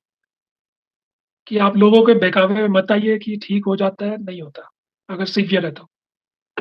तो सर्जरी के बाद आई डोंट थिंक सो कि वो एक्सेप्टेबल भी होगा फोर्सेस में, राइट? सर्जरी के लिए फिर वही मिनिमम 1 ईयर, ओके, मतलब मैक्सिमम 1 ईयर, मतलब post recovery period. Okay, okay, okay, yes. Okay. ठीक है, ठीक है। अम, एक किसी ने मतलब कमेंट्स में पूछा था कि रिगार्डिंग वो ल लड़के का था वो टेस्टिकल्स के रिगार्डिंग ओके। कुछ था कि छोटे हैं, बड़े हैं, ऐसा कुछ था। तो उसमें क्या देखो रहता है? हाँ, अगर देखो सर हम एनाटॉमी की बात करें तो कहीं ना कहीं हमारे जो दोनों टेस्टिकल है वो सेम नहीं है। हुँ, ठीक है, एक बड़ा है एक छोटा है, हुँ, हुँ। दैट इज़ वो बना ही दैट है, is normal. That is normal. Okay, okay, but अगर आपको कोई सिवियर डिफॉर्मिटी है कि एक आपका टेस्टिस नहीं है या आपके दोनों टेस्टिस नहीं है, ओके, एक टेस्टिस बहुत ज्यादा लटक रहा है, तो इसका मतलब कहीं ना कहीं आपको वेरिकोसील है या हाइड्रोसील हो सकता है। Okay, okay, okay, okay, that is not acceptable. But जो हाइड्रोसील का है वही, अगर आप सर्जरी करवाते हैं, पोस्ट सर्जरी आप क्वालिफाई कर सकते हैं। Okay, okay. हम्म, ठीक है, इसका ये। नाउ कमिंग टू दैट जो स्पेशली हार्ट हो गया और ये जो आपका बीपी वगैरह रिलेटेड है, हाँ इसके हाँ, क्या-क्या रिजेक्शंस होते हैं और कैसे-कैसे अवॉइड कर सकते हैं इनको? ठीक है। हार्ट रेट का सर सिग्निफिकेंस कहीं ना कहीं एक आपके एक दिल से। ईसीजी वगैरह होता है जिसमें इर्रेगुलर हार्ट बीट्स होती है, शायद उसमें भी डिस्क्वालीफाई हो जाता है। हाँ, मैं उस पे आता हूँ सर, उस पे ओके, बिल्कुल क्लियर। हार्ट रेट का कहीं ना कहीं कनेक्शन हमारा अपना इससे है, हाँ, अपने दिल से। हुँ, और जो ईसीजी को बोला जाता है पुअर मैन, अपना मेडिकल टर्म में बोला जाता है पुअर्स मैन इकोकार्डियोग्राफी। ओके, मतलब अगर आपके पास इको की मशीन नहीं है तो आप ईसीजी से पूरा दिल चेक कर सकते हैं, इफ अच्छा, you are trained enough. Okay, okay, तो इसलिए उसको बोला था poor's man echocardiography. Okay, like okay, you are working in PHC, आपको दिल का स्टेटस पता करना, गो फॉर ए ईसीजी। अगर आप ट्रेंड है तो आप अच्छे से बता देंगे इसके दिल में क्या इश्यू ओके, ओके। है। एंड हार्ट रेट का इसलिए सिग्निफिकेंस है, मान लीजिए किसी को साइनस टैकिकार्डिया है, हुँ, मान लो एक नॉर्मल हार्ट बीट मान के चलिए 60 टू 80 बीट्स हुँ, हुँ, या 70 टू 100 मान लीजिए, हुँ, हुँ, हाइपोथेटिकल, कि एक कैंडिडेट है उसका हार्ट बीट एकदम नॉर्मल चल रहा है, बट हुँ, एक कैंडिडेट है उसका हार्ट बीट 120 चल रहा है। हुँ, ठीक, अब 120 वाले को हमने ले लिया। इन फ्यूचर अगर आप कोई वो रनिंग टास्क कर रहा है, that sinus tachycardia can lead into ventricle tachyarrhythmias और arterial fibrillation, arterial flutter. These are okay, medical terms and ultimately leading to death. That's for sure. Okay, okay. मतलब अब मैं सिंपल भाषा में बात करें, आर्ट्रियल फिब्रिलेशन मतलब आपका हार्ट ऐसे ऐसे धड़केगा। एक होता है नॉर्मल धड़कना, हुँ, हुँ, हुँ। आर्ट्रियल फिब्रिलेशन में क्या होगा, हार्ट ऐसे ऐसे धड़क रहा है। Okay, okay, okay. वो रिदम्स वो वेंट्रिकुलर, एसिमेट्रिक टाइप्स में। एसिमेट्रिक टाइप आपका जो हार्ट कॉन्ट्रैक्शन होगा वो स्टार्ट हो जाएगा, तो oh that will lead to a death. इसीलिए heart rate very very important. फिर एक कंडीशन हो रहा है कि अगर आपको साइनस ब्रेडिकार्डिया है, साइनस ब्रेडिकार्डिया में क्या है, मान लो आपका नॉर्मल हार्ट रेट था 72, बट मेरा चल रहा है 40। ओके, अब कब आपका एवी ब्लॉक हो जाए, कब आपका हार्ट सडन स्टॉप कर जाए, वी कांट रूल आउट। मतलब ओके, इट्स, मतलब वो हो सकता है इन फ्यूचर। Okay, okay. इसलिए कि देखा जाता है कि जो आपका हार्ट रेट है वो एकदम नॉर्मल रेंज पे ही रहे। ओके, बट एक कंडीशन भी होती है ना, जो जैसे कुछ लोग जो काफ़ी फिज़िकली एक्टिव रहते हैं और हाँ इंटेंस हाँ हाँ। वर्कआउट वगैरह करते हैं, तो उनकी जो हम्म, रेस्ट वाली हार्ट बीट है काफ़ी नीचे आ जाती है, लाइक बिलो 50 भी आ जाती है। हाँ हाँ। तो वो भी कोई issue? Very very very amazing question. मुझे पता था यही क्वेश्चन पूछा जाएगा। अब मान के चलिए मेरी हार्ट बीट भी 50 बीट्स पर मिनट ही मिलेगी। बट अगर देखा जाए, अब जैसे बोला कि हाँ मेरी हार्ट बीट कम है, but sir I have trained my heart to that point. मैंने फिजिकल कैप अपना स्ट्रेंथ इतना इंक्रीज कर लिया कि मैंने अपने हार्ट को उस हार्ट बीट पे मेंटेन रखा हुआ है। राइट, राइट, हाँ, राइट। बट अगर मेरा इवैल्यूएशन करवाया जाए, मेरा ईसीजी करवाया जाए, मेरा इको करवाया जाए, मेरा टीएमटी करवाया जाए, all will be perfect.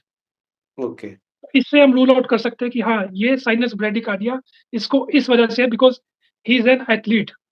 Okay, इसको साइनस ब्रेडिकार्डिया इस वजह से बिकॉज इसको कोई ना कोई हार्ट में डिसऑर्डर है। Okay, okay, okay. नहीं वही है ये बिकॉज़ है सर। हाँ मेरे हाँ हमारे साथ भी होता है बिकॉज़ हमने इतनी सारी ट्रेनिंग्स वगैरह की हैं, तो मेरी resting heart beat around 48-47 type चली जाती है। हाँ, वही एग्ज़ैक्ट सेम हाँ, मेरा भी इतना ही तो चलता है।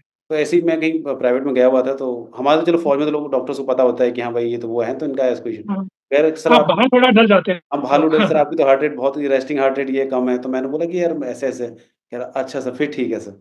हाँ, वही। क्योंकि हाँ, इस कंडीशन में क्या आपको कोई सिम्पटम्स ही नहीं है, हाँ, राइट, कोई सिम्पटम्स नहीं है, यू आर टोटली वेल। आपको कोई भी टास्क दिया जाए कि भाई अभी भागना है, अभी चढ़ना है, तो भाई चढ़ हुँ, सकते हो, right, right, right, not at all.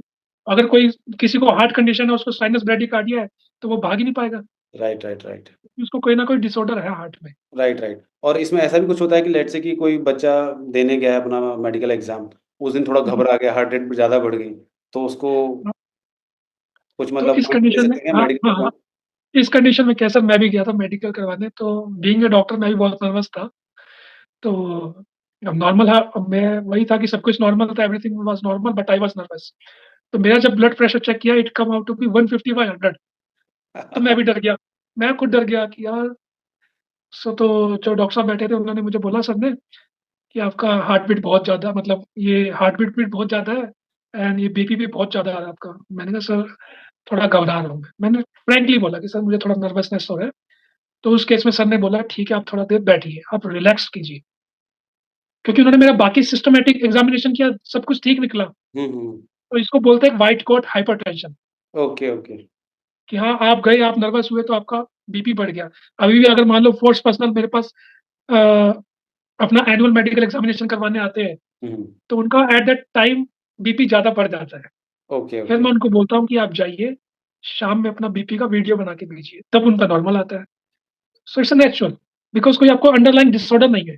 Okay, okay. तो उसमें केस में क्या है, वो सामने जो भी बोर्ड है उनको भी पता चल जाता है कि he is fit and fine, सब कुछ ठीक आ रहा है। हाँ, बीपी बेसिकली अगर बढ़ा हुआ है मतलब तो कहीं बेसिकली न वो कहीं पूछ नर्वस है। हाँ, वही बेसिकली पूछते भी हैं आपको बीपी का इश्यू तो नहीं है? तो आप बोलोगे नहीं, हाँ, तो बोलते हैं ठीक हाँ, है हाँ। आप रेस्ट करो हम दोबारा करेंगे, आप आराम से पहले रिलैक्स हो जाओ। Yes, right, yes, yes, right, definitely, yes. नहीं। तो इसमें बेसिकली वही है कि कैंडिडेट्स के लिए कि वहाँ जाएँ तो नर्वस ना हो, राइट? देखो सर, अब कहीं न कहीं इट्स अ साइकोलॉजी। हम भी कहीं जाएँगे, नर्वस होंगे, that's a part of life. Hmm, hmm. हम बोल सकते हैं कि हाँ, एक बहुत ही कॉन्फिडेंट पर्सन है, वो कभी नर्वसनेस नहीं होता। अब तरीके हैं लोगों के दिखाने के, कोई नर्वस दिखता है, कोई उस नर्वसनेस को पी जाता है। राइट, राइट, अब मान राइट। लो मुझे भी ये पॉडकास्ट करना था, कहीं न कहीं थोड़ा-सा नर्वस था। बट ये है कि अब लाइफ लॉन्ग इतने एक्सपीरियंसेस हो गए, तो हुँ, हुँ। लाइफ के साथ-साथ आप एक यूज़्ड टू हो जाते हो, तो राइट, नर्वसनेस का जो थ्रेशोल्ड है, वो कम हो जाता है। राइट, राइट मतलब मैं हुँ, हुँ। अपने एक्सपीरियंस से बताऊँ कि जब शायद जब मैं पहली बार मेडिकल के लिए गया था, तो मैं भी थोड़ा नर्वस था। बट हुँ, हुँ, हुँ। वो पॉइंट नहीं आया बट उसके बाद जब हमारा तो ईयरली फिर ईएमईज़ होते हैं, तो वहाँ तो कभी नर्वस हुए ही नहीं, हम सीधा डॉक्टर से मिले, हाँ, वो एक यूज़्ड टू हो जाता है। अब वहाँ वही टास्क आप जो बार-बार करते हैं ना, हुँ, उसमें आप परफेक्ट होते जाते हैं और नर्वसनेस खत्म हो जाती है। राइट, राइट वो फर्स्ट उसमें ही थोड़ा-सा रहता है। बट कोई नहीं हुँ, हुँ। स्टिल मतलब आई विल से कि नर्वस ना होइए और इस चीज़ को एज़ अ नॉर्मल लेके चलिए, कोशिश करिए ये पूरा। हाँ, हाँ, हाँ, अच्छा, नॉर्मल, नाउ एकदम कम normal. That's now it. Coming to these sweaty palms हाँ, हाँ, ये हाँ। भी डिसक्वालिफिकेशन का पॉइंट बनता है, राइट? सर, इसके लिए मैंने, to be frank and genuine, बहुत रिसर्च करी। क्योंकि मेरे पास, आप मेरे यूट्यूब पे भी देखेंगे, इतने डाउट्स मेरे को आ रखे हैं ये स्वेटी पम्प्स के, तो इसके लिए भी मैंने एक छोटा-सा यूट्यूब, मैं एक्चुअली सर यूट्यूब शॉर्ट्स पे ज़्यादा ध्यान देता हूँ। हुँ, हुँ। बिकॉज़ कहीं न कहीं आपके पॉडकास्ट से मैं कहना चाहता हूँ कि मैं लॉन्ग वीडियोज़ इसलिए नहीं बनाता, बिकॉज़ एक तो सर लैक ऑफ टाइम। हुँ, हुँ, हुँ। अब यूट्यूब शॉर्ट्स में क्या, आप बैठे, आपने शूट किया, रिकॉर्ड किया उसमें आपको सिर्फ़ 30-40 सेकंड का शॉट है, उसमें आपने हल्की सी एडिटिंग कर ली, अच्छा है। राइट, अब राइट। लॉन्ग वीडियो में आपको एडिटर भी चाहिए, तो आपके पॉडकास्ट से मैं रिक्वेस्ट कर रहा हूँ, कोई भी कैंडिडेट अगर मेरी वीडियोज़ चाहता है कि बनती रहे, लॉन्ग वीडियोज़ भी आए, तो कोई मेरी वीडियोज़ अगर एडिट कर दे, तो मैं लॉन्ग कंटेंट बनाने के लिए रेडी हूँ। नहीं तो मेरा यूट्यूब शॉर्ट्स ही चल रहा है। राइट, ये राइट, राइट। रीज़न है कि मैं लॉन्ग वीडियोज़ थोड़ा कम बनाता हूँ। शॉर्ट्स क्या है कि एक तो जल्दी बन जाता है, तो इसीलिए मैंने इसका जो स्वेटी पाल्म्स है, तो मैंने इसका एक शॉर्ट बनाया था। ओके, अब उसमें क्या है, जैसे मैं आपसे बात कर रहा हूँ, अच्छा, एक नॉर्मल सीन है कि आज मेरा पॉडकास्ट है, ठीक? तो एक हल्का बहुत स्वेटिंग आएगा, ओके। मतलब माइल्ड। एक माइल्ड नर्वसनेस की वजह से क्या है कि आपका जो सिम्पैथेटिक स्टिमुलेशन है बॉडी का, वो स्टार्ट हो जाता है। हुँ, हुँ, उसमें क्या हुँ। होगा, आपको ट्रेमर्स भी होंगे, स्वेटिंग भी होगा। तो एक राइट, राइट। सिम्पैथेटिक स्टिमुलेशन की वजह से ये सब सिम्पटम्स होते हैं। Right, right, right. अगर आपको माइल्ड है कि हाँ, मुझे समझ में आ रहा है, दैट्स माइल्ड हो रहा है, तो दैट इज़ एक्सेप्टेबल, ठीक। अगर आपको सीवियर है कि आप घर पे बैठे हैं नॉर्मल, पंखा चल रहा है, एसी चल रहा है, बट आप देखा तो आपकी एकदम जो आपने शर्ट पहनी, टी-शर्ट पहनी, गीली हो गई। हुँ, हुँ। तो in that case that's a problem. Hmm, उस केस में क्या है, फिर आई विल सजेस्ट कि एक सर्जरी होता है लंबर सिम्पैथेक्टमी, उससे ये प्रॉब्लम मान लो 99% क्योर हो जाती है। अच्छा, ये तो क्योरेबल है? बट हाँ, बट अगर नर्वसनेस, अगर आपको नर्वसनेस की वजह से हो रहा है, तो मैं नहीं बोलूंगा कि हाँ कि ये कि आपको कोई डिसऑर्डर है या राइट, आपको राइट, कोई राइट। डिसीज है, वो तो तो इट्स न, नॉर्मल। वो तो बॉडी का इट्स नेचुरल रिएक्शन है, उसमें तो आप क्या ही करोगे। वो नेचुरल बॉडी का इट्स नेचुरल रिएक्शन। तो ऐसा कोई स्पेसिफिक ऑर्डर भी नहीं है इसके ऊपर। Okay, okay. यस सर, और स्वेटिंग पाम्स को लेकर। Okay, okay. और इसका क्या है, लेट्स से कि किसी की कुछ उँगली कम हो या किसी की 6 उँगलियाँ हों उसमें? इसका भी सर मैंने अभी एक लेटेस्ट वही यूट्यूब शॉर्ट भी डाला था। ओके, हमारे हैंड्स में 10 फिंगर्स, ओके। सिंपल, 5 इधर 5 इधर। हुँ, दो कंडीशन देखी जाती है, one is polydactyly, second is syndactyly. Okay. अब इसको एक सिंप्लीफाइड वे में बोलता हूँ। पॉली मतलब ज्यादा, पॉली मतलब पॉली नंबर्स, पॉली हुँ, पॉली मतलब ज्यादा। अगर आपको पॉलीडैक्टाइली है, लाइक आपका एक्स्ट्रा थंब हो गया हुँ, या एक्स्ट्रा फिंगर यहाँ निकल गई, मतलब 6 हो गई, हुँ, या थंब भी हो गया, फिंगर भी होगी, मतलब 7 हो गई। हुँ, मतलब हुँ, अगर एक्स्ट्रा फिंगर्स है, दैट इज पॉलीडैक्टाइली। हुँ। तो इस केस में यू आर रिजेक्टेड। अच्छा, ठीक, आपकी 5 ही होनी चाहिए। ओके।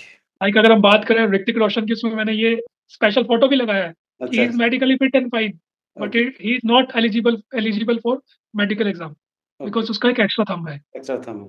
तो वो अच्छा वो फिट होगा ही नहीं। कोई ऑपरेट हाँ, कराते तो उसको? हाँ, ऑपरेट करा के अगर अच्छा, अगर मान लो अच्छी सर्जरी हुई है, बहुत अच्छी सर्जरी हुई है, उसका कोई स्कार मार्क नहीं है, उसका जो थंब का मोबिलिटी है बहुत अच्छा, फाइन है, देन इट्स एक्सेप्टेबल, कोई दिक्कत नहीं है उसमें। Okay, okay. तो दिस इज पॉलीडैक्टाइली। अब हुँ, आते हैं सिंडैक्टाइली। हुँ। सिंडैक्टाइली में क्या है, देयर इज फ्यूजन, मतलब जैसे ये मेरी दोनों फिंगर से जुड़ जाएगी, अच्छा।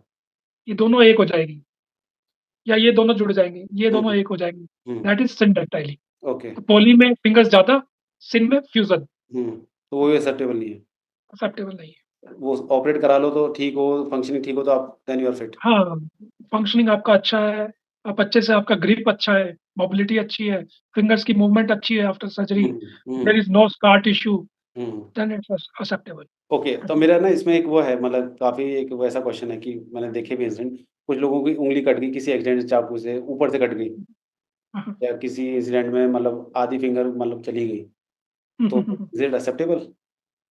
उस केस में सर क्या है, it's a very very again a good question.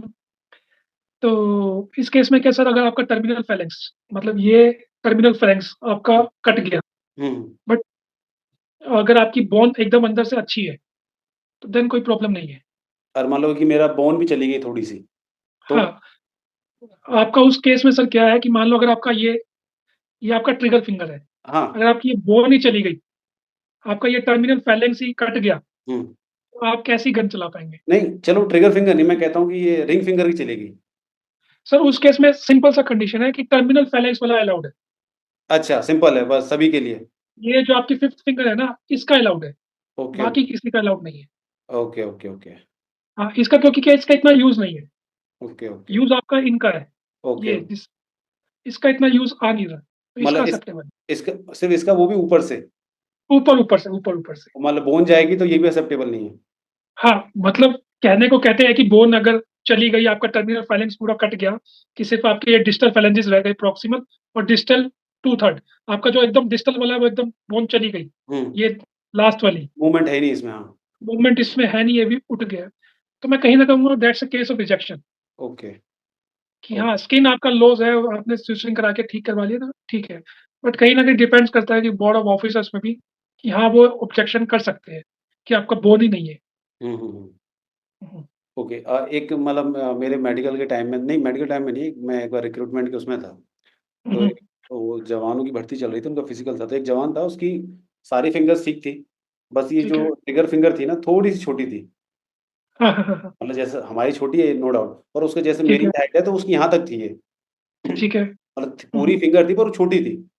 हाँ, तो हाँ, इसलिए ये इसमें बहुत वो कम बनता था। हाँ, हाँ, हाँ, रिजेक्ट हो गया था। रिजेक्ट हो जाएगा सर, डेफिनेटली। वही मैं बोल रहा हूँ कि इस पे थोड़ी सी छूट दे दी जाती है इस फिंगर पे, नहीं, ये तो चलो बट कट इन हो पे, गई थी। हाँ, ये नेचुरली उसकी छोटी थी। हाँ, नेचुरली तो ये, हाँ, इस केस पे भी सर नॉट, वही मैं बोल रहा हूँ कि इस पे अगर आपका ग्रिप अच्छा नहीं है, मतलब एट द एंड ये क्या, इनका यूज क्या है आपका ग्रिप के लिए, हुँ, हुँ, हुँ। आपको कल को ऊपर चढ़ना है, हाँ, आपको रॉक दुनिया क्लाइंबिंग भर के करनी काम है, होते हैं, ग्रिप के पूरे हाथ फिंगर चाहिए होते आपके हैं। ग्रिप नहीं है, आपकी मूवमेंट अच्छी नहीं है, आपकी फिंगर्स छोटी रह गई, तो ये सारे जो काम है आपके डेली रूटीन के वो हैम्पर हो जाएँगे। ओके, और ओके, जो आपको डेली टास्क मिलते हैं वो भी आप अच्छे से कर नहीं पाएँगे। तो ओके, दैट्स द रीज़न कि आपकी फिंगर्स अच्छे से देखी जाती है। ओके, हुँ, हुँ, हुँ। यस। ओके। हुँ। अच्छा, now coming to tattoo part. हाँ, हाँ। टैटू के रिगार्डिंग बहुत क्वेश्चन है सर। मेरे यहाँ भोले बाबा की फ़ोटो बना रखी है, मैंने बड़ा-बड़ा जय श्री राम लिखवा रखा है, या हाँ, मेरा हाँ, नाम हाँ, लिखा हुआ है। तो हाँ, हाँ। उसके लिए क्या है कि मतलब कितना एक्सेप्टेबल है, कहाँ-कहाँ पर एक्सेप्टेबल है, कितना बड़ा होना चाहिए? इससे ज़्यादा होगा तो एक्सेप्टेबल नहीं, तो क्या है उसके लिए? आज सुबह सर मैं वही सुबह उठा तो सबसे पहले एक कमेंट यूट्यूब पे यही आया हुआ था आज टैटू का ही।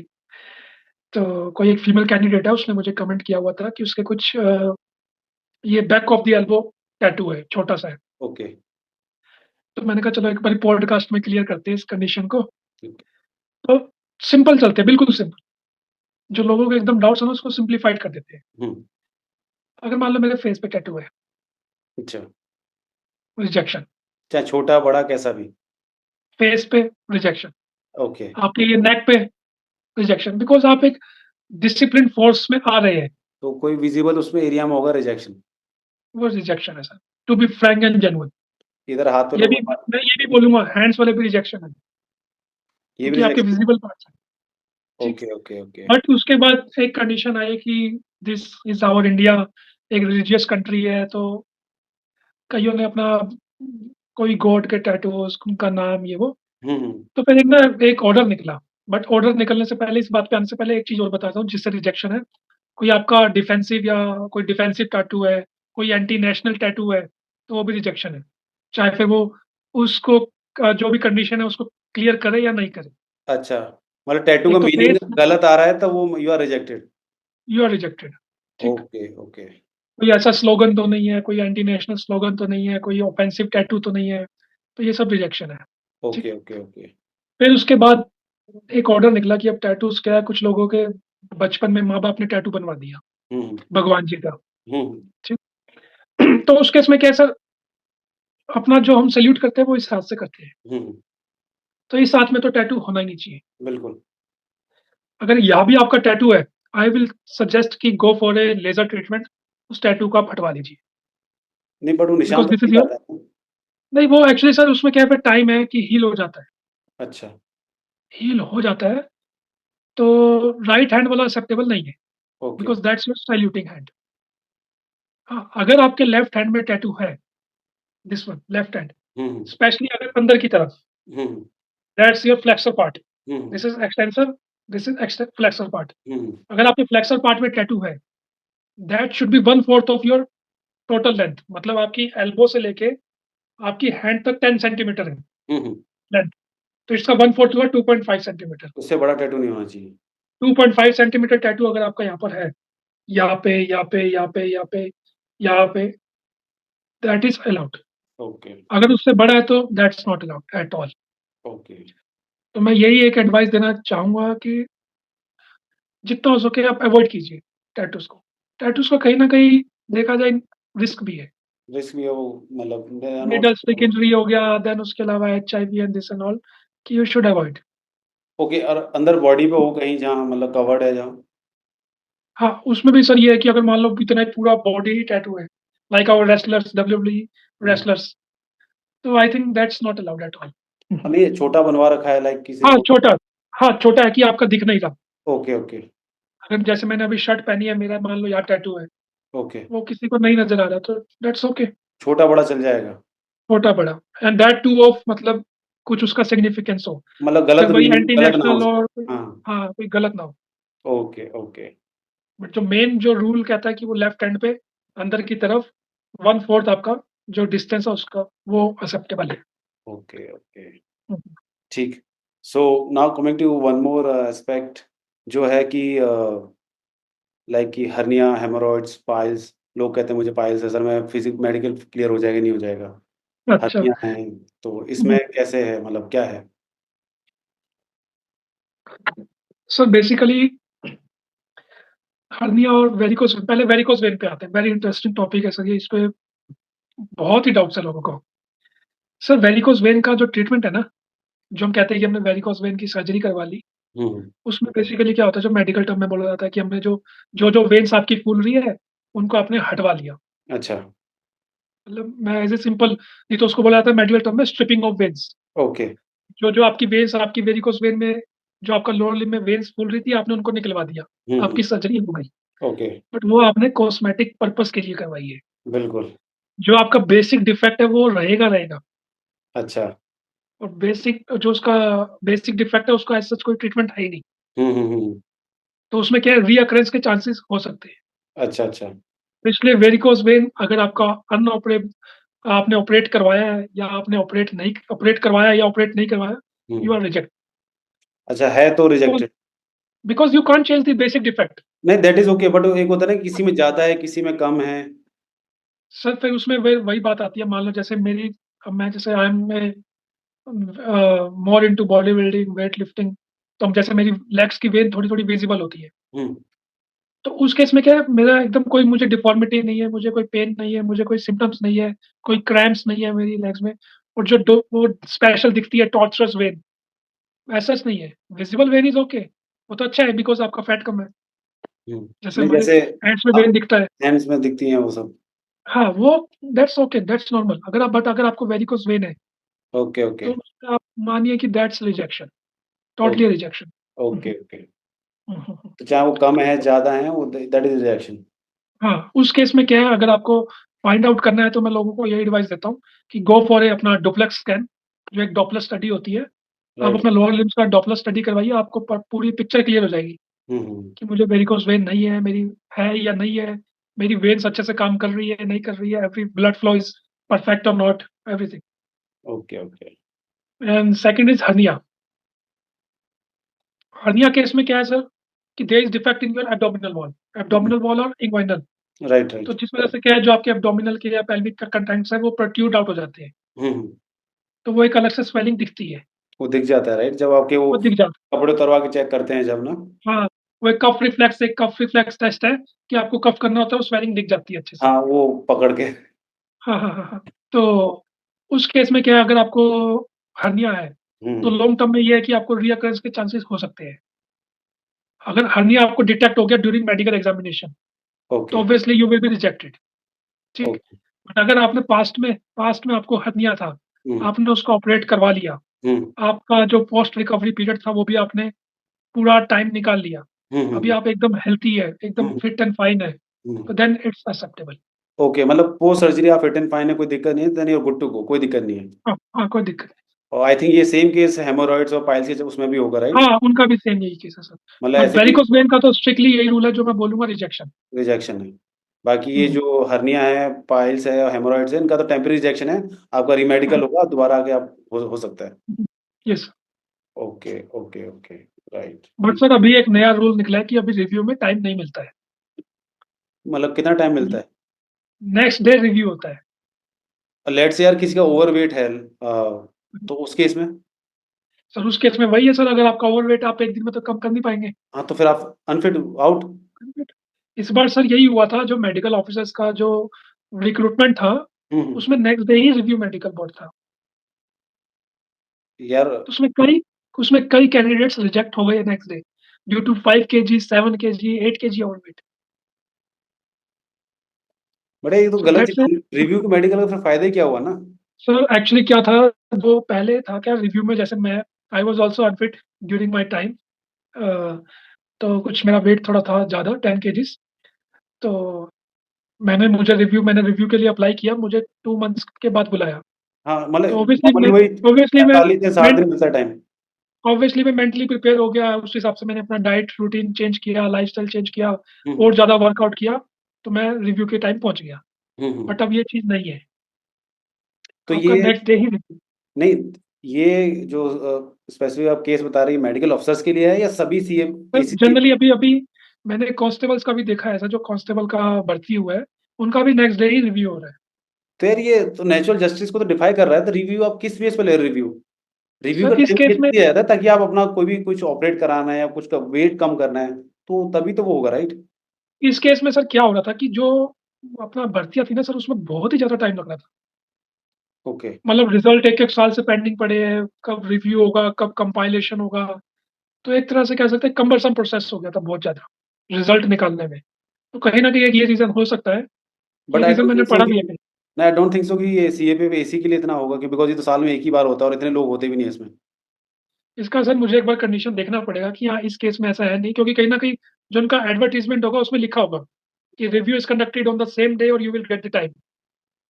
नहीं, जहाँ तक मुझे पता है कि शायद ऐसा तो नहीं है, बट कोई नहीं, मैं स्टिल आई विल तो चेक इट। कोई नहीं, yes, thanks yes, for yes. The तो इन्फो इसके लिए। तो मैं चेक इसीलिए मैं अब जितने भी कैंडिडेट्स को यही बोलता हूँ कि भाई पहले ही फिट होके जाइए। जो भी आपको सर्जरी करवानी है, जो भी आपको ऑपरेट कराना है, मतलब आप सब कुछ करके ही जाइए। आप नहीं, रिव्यू के भरोसे मत बैठिए। वही मैं तो अपनी वही सेम, मतलब मैं भी ये करता हूँ कि व्हाई आर यू वेटिंग कि आपको मेडिकल हो तब आप वेट कम करोगे। आप अभी से वेट कम कर लो अपना। हाँ, मैं वही। अब वही है ना कि डॉक्टर भी हो सकता है चलो आपको बोल दे कि 30 दिन बाद आ जाना 10 केजी वेट कम करके। वो पता कितना अनहेल्दी हो जाता है 30 दिन में 10 केजी वेट कम करना। डेफ़िनिटली सर, डेफ़िनिटली बहुत हेक्टिक है कह रहे सर, हैं कि आप बहुत। अभी से कम कर लो उसको। हाँ, हाँ, हाँ, हाँ। तो चलो, ये एक कंडीशन है सर। ठीक है, ठीक है। ओके। हुँ, हुँ, और कोई आपकी तरफ से जो आपको लगता है कि कुछ एक्स्ट्रा क्वेरीज़ आती हैं, मतलब out hmm, of hmm. Box की लोग पूछते हैं?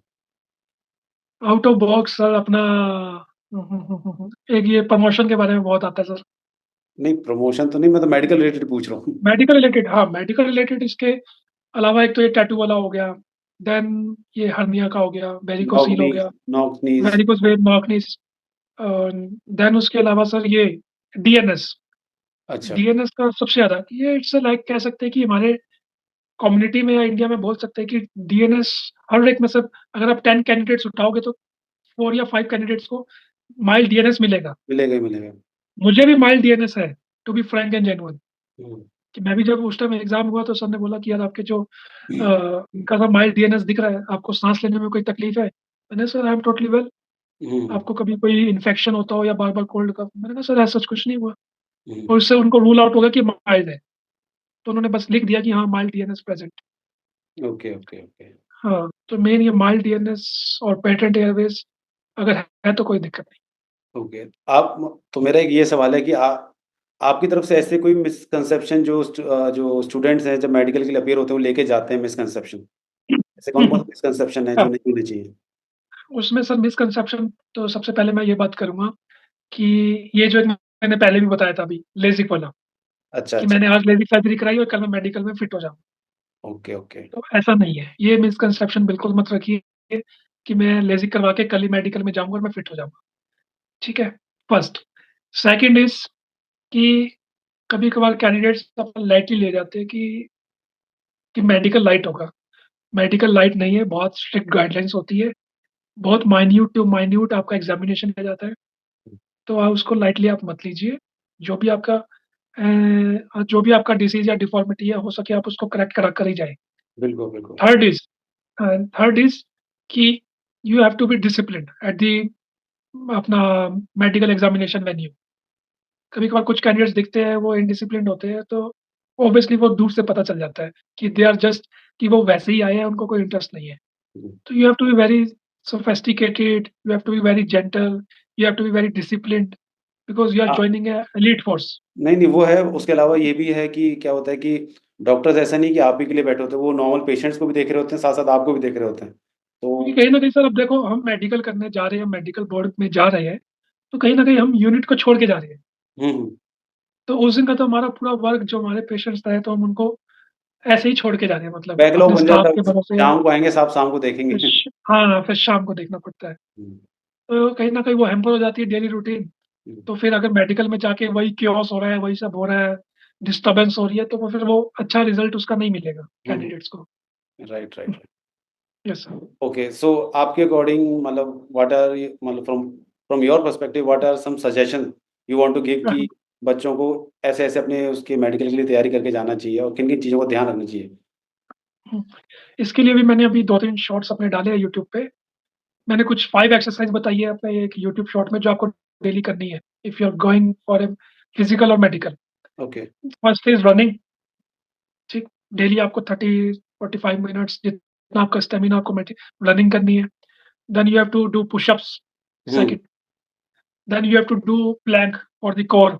Right, then you have to do अपना ये squats, hmm. For your thigh muscle and leg muscles, hmm, hmm. ताकि आपका स्टैमिना बढ़ेगा। Right, right. एंड फिफ्थ आपका जो मैंने पहले भी बताया स्ट्रेचिंग, हुँ, हुँ। वो ज़रूरी very, very, very important part है। बिल्कुल, ये ये ना हो कि आप डेली रनिंग कर रहे हैं, आपने स्ट्रेचिंग करी नहीं और लास्ट दिन जिस दिन आपको जाना है, उस दिन आपको क्रैम्प आ गया। क्रैम्प आ गया, राइट। तो इसीलिए डेली आपको स्ट्रेचिंग और फ्लेक्सिबिलिटी एक्सरसाइज करनी है। राइट, राइट, बिल्कुल। देन उसके बाद जो मैं कहना चाहूँगा आपको बीएमआई, बीएमआई आपका नॉर्मल 18 टू 25 बिल्कुल, उसके रेंज में होना जो चाहिए। एक्सेप्टेबल है। तो उसी की रेंज में आप अपना बीएमआई रखिए। आप रिव्यू का वेट मत कीजिए कि हाँ, मैं अभी चले जाता हूँ, रिव्यू में मुझे टाइम मिल जाएगा।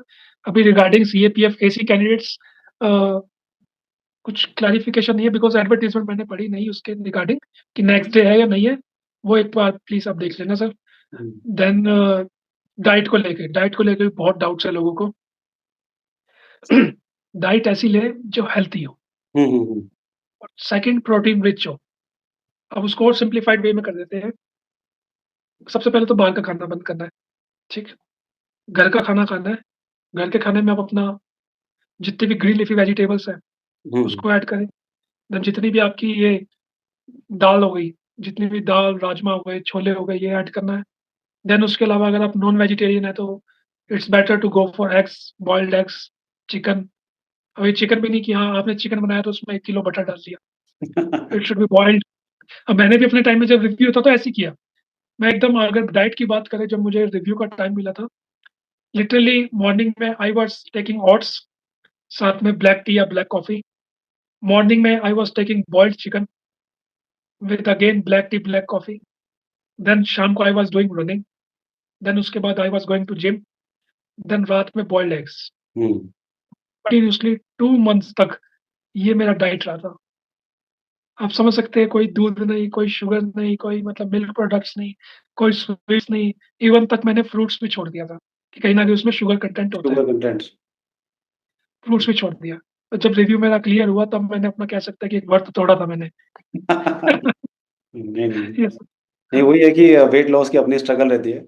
बहुत हाँ, डिफिकल्ट बट कोई स्ट्रगल। नहीं, मैं तो एस्पिरेंट से यही बोलूँगा एक बार आप फोर्सेज़ में आ जाओ तब आपको ये दिक्कत नहीं रहेगी। वहाँ तो हाँ, इतनी फिर एक्चुअली वगैरह रहती हाँ, हैं तो आप अपने आप ही चीज़ें मतलब हेल्थ थोड़ा डाइट का ध्यान रखो बाकी फिज़िकल वगैरह काफ़ी चलता रहता है तो नॉट एन इश्यू। फिज़िकल के लिए आपके पास यहाँ पे है कि अब मैंने भी देखा है, बीइंग ए जैसे मैं सिविल में काम कर रहा था तो मैं आई वाज़ नॉट ठीक है, मतलब एज़ अ डॉक्टर मुझे अपनी हेल्थ को लेके मैं कॉन्शियस था, कि बट ये था कि हाँ, मुझे कम खाना है, मेंटेन रखना है। But being after joining forces मतलब मैं इतना ज़्यादा कॉन्शियस हो गया हूँ, अगर आप रात को 10:30 बजे मुझे फ़ोन करेंगे ना कि हाँ, डॉक्टर साहब आप कहाँ हैं? तो मैं आपको जिम में मिलूँगा, ठीक? रात को 10:30-11 बजे भी हाँ, मैं अपना बेंच प्रेस कर रहा हूँ, कल रात भी मैं वही जिम में था। शाम में फ़ोन करेंगे आफ्टर जो भी मतलब हमारा एक रूटीन है, हुँ, ऐसा हुँ, नहीं कि हम काम की छोड़ के अपना ये सब कर रहे हैं, एक रूटीन है। फिर इवनिंग टाइम में आप बात करेंगे तो कहीं न कहीं मैं बास्केटबॉल खेल रहा हूँ, हुँ, कहीं हुँ। न कहीं बैडमिंटन खेल रहा हूँ या कहीं ट्रैकिंग के लिए चले गया या जॉगिंग के लिए। Right, so right, many activities are there. Right, right. नहीं इट्स गुड आल्सो। और बीइंग ए डॉक्टर क्या है कि आपका फिट रहना टॉप मोस्ट प्रायोरिटी है। बिल्कुल, बिकॉज़ अगर आप फिट नहीं तो आपके ट्रूप्स कैसे फिट होंगे? वो तो बिल्कुल। बोलेंगे हमारा डॉक्टर फिट नहीं है। नहीं, नहीं, बिल्कुल, तो बिल्कुल, इसलिए बिल्कुल। हाँ sir, being a doctor you have to be fit बिल्कुल यार, बिल्कुल। I both think physically and mentally. बिल्कुल, बिल्कुल। और आई थिंक हमने काफ़ी सारे ऑलमोस्ट सारे टॉपिक्स कवर कर लिए हैं। Yes, yes, yes, definitely sir. बाकी एंड में मेरी तरफ से ये मैसेज है कि बाद में चीज़ों को ना टालें, जो भी आपकी कुछ प्रॉब्लम है, आप उसको वहीं पहले सॉर्ट आउट करके जाएँ। चाहे वेट है या यस, यस। ये जो कुछ करके ठीक दवाई लेके कुछ ठीक होएँगे तो पहले इसको ठीक करके जाएँ। हाँ, और हाँ, हाँ, सर। बाकी यही है कि मेरी तरफ से भी और डॉक्टर समर की तरफ से भी नहीं, कि नहीं सर। हेल्दी थैंक खाइए और फिज़िकल यू। वर्कआउट करते रहिए। हाँ, बाकी मैं एक लास्ट में एक चीज़ और बोलूँगा डॉक्टर समर प्लीज़ आप अपना यूट्यूब चैनल का नाम बताएँ ताकि कैंडिडेट्स आपको भी अप्रोच कर सकें। मतलब आपका जो कंटेंट ओके। आपने बना रखा है तो उसको देख सकें। हाँ, सर एक्चुअली मेरा एक यूट्यूब और इंस्टाग्राम चैनल है। तो यूट्यूब पे आप सर्च कर सकते हैं doctor summer Sanam. It's it's like DRSAMAR SAN double AM doctor summer Sanam. Doctor summer Sanam. Okay. तो इतना तो है कि आप अगर आप गूगल पे भी सर्च करेंगे तो मैं कहीं न कहीं नज़र आ जाऊँगा। तो ईज़िली आपको मिल जाऊँगा। नहीं, नहीं, गुड है, गुड है। तो मेन सर मेरा यूट्यूब पे और ये सब डालने का कंटेंट ये था कि जब मैंने जॉइन किया था सर, आई फेस्ड मतलब I have faced a lot of problems. बहुत सारे डाउट्स थे, बहुत सारे कोई बताने अपना वाला नहीं। मिथ्स थे, तो कोई बताने वाला नहीं था। राइट, फिर राइट। उसके बाद ये सोशल मीडिया नहीं था, कम था। तो बस उस चीज़ को लेकर मैं चल रहा हूँ कि हाँ, किसी की हेल्प हो जाए तो क्या उसमें गुनाह क्या है? बिल्कुल नहीं, बिल्कुल सही है, बहुत अच्छी बात है। और इवन एंड दूसरा जो मेरा है कि थोड़ा मैं रिप्लाई लेट देता हूँ बिकॉज़ जो मैसेज है उनका फ्लो बहुत ज़्यादा है। बट मैं रिप्लाई सबको देता हूँ, तो आप कभी भी देखेंगे मेरे रिप्लाइज़ इंस्टाग्राम पे भी मैं ईच एंड एवरी क्योंकि आप उस चीज़ को लेके आप अगर मान लो उस पोज़ीशन पे है, उस पोज़ीशन को लेके आप ईगो नहीं ले सकते। नहीं, बिल्कुल, बिल्कुल। आपको हेल्प ही करना है लोगों का। बिल्कुल, एंड दैट्स व्हाई सर आपने मुझे पॉडकास्ट के लिए इनवाइट किया। मैंने बिल्कुल, बिल्कुल। उसी टाइम झट से बोला कि यस सर, नहीं, कि नहीं, आई एम बिल्कुल। अवेलेबल। मेरा तो हुँ, वही था कि क्या बोलते हैं, ठीक है, हुँ, मतलब हुँ, मुझे काफ़ी चीज़ों के बारे में पता है, बट ऐसी बहुत सारी चीज़ों के बारे में नहीं पता मुझे। तो बेटर है कि हुँ, हुँ, कोई एक्सपर्ट है, उसी से पूछा जाए, रादर देन कि हाँ, मैं हाँ, कहीं गूगल करूँ, किसी और अरे-गहरे आदमी से पूछूँ। बेटर है कि right from the horse's mouth ही हुँ, पूछा हो जाए बात हाँ, हाँ, है कि यस नहीं? सर। तो हुँ, हुँ, नो वरीज़, तो I will do one thing कि मैं जो डॉक्टर समर है, उनके यूट्यूब और इंस्टा हैंडल दोनों को मैं हाँ, नीचे thank you sir, description thank में यू। डाल दूँगा। हाँ, एंड हाँ, हाँ, आपकी जो कोई भी क्वेरीज़ है रिगार्डिंग मेडिकल, फिज़िकल, आप मुझसे भी हुँ, पूछ हुँ, सकते हैं, आप नीचे हुँ, कमेंट हुँ, कर सकते हैं, प्लस डॉक्टर समर हाँ, से भी पूछ सकते हैं, कोई इश्यू नहीं है। या आई एम बेझिझक ऑलवेज़ होके अवेलेबल। पूछिए, ठीक है ना? हाँ, I am doctor always summer available. जितने अपने ट्रूप्स के लिए अवेलेबल हैं, उतने आपके लिए भी अवेलेबल हैं। I hope definitely, definitely, definitely sir, definitely. चलिए, आई किसी की थिंक हेल्प हो जाए तो सर सबसे बड़ी कमाई वही है किसी की अगर हेल्प हो जाए। बिल्कुल, बिल्कुल, बिल्कुल, आई टोटली बाकी एग्री। सब यही रह जाता है सर। हाँ, हाँ, सर। बिल्कुल, बिल्कुल, टोटली एग्री विद यू। हुँ, हुँ। सो इसी के साथ हम अपना पॉडकास्ट खत्म करते हैं। So thank you doctor summer, thank you very much. नहीं, आपने थैंक यू सो अपने मच बिज़ी सर शेड्यूल आपने से मुझे टाइम इनवाइट निकाला। किया सर। हाँ, नहीं मेरे लिए बहुत बड़ी अपॉर्च्युनिटी थी। आपने मुझे इनवाइट किया, जो भी मेरे व्यूज़ मैंने अपने रखे, शेयर किए, तो thank you so much to you sir. Hmm, hmm, अरे नहीं यार, मेरा तो वही था कि हुँ, बच्चों की हेल्प हो जाए, राइट? वो बिकॉज़ हुँ, इश्यू क्या हो गया ना, आजकल इतनी मार्केट में मिस इन्फॉर्मेशन है ना, कोई किसी को हुँ, कोई कुछ हुँ, बता रहा है, कोई कुछ बता रहा है। बेटर है कि एक सही चीज़ लोगों को पता चले, मेरा तो वो था। तो बेटर है कि हाँ, मैं हाँ। किसी ऐसे बंदे को लेके आऊँ जो एक रेपुटेबल टाइप्स हो, ब अच्छी सही चीज़ बता सके। सो थैंक नहीं, यू नहीं, for that. Thank you sir. Thank you for giving me this opportunity and this platform sir. Thank you. Thank you and thank you everyone. बाकी आपके कोई भी डाउट है जैसे मैंने पहले बताया है, तो you can connect with us, आप कमेंट्स में पूछ सकते हैं, विल ट्राई टू आंसर, और नहीं होगा तो विल कनेक्ट विद समवन ताकि आपके डाउट्स क्लियर हो। चलिए गाइस, जय हिंद एवरीवन।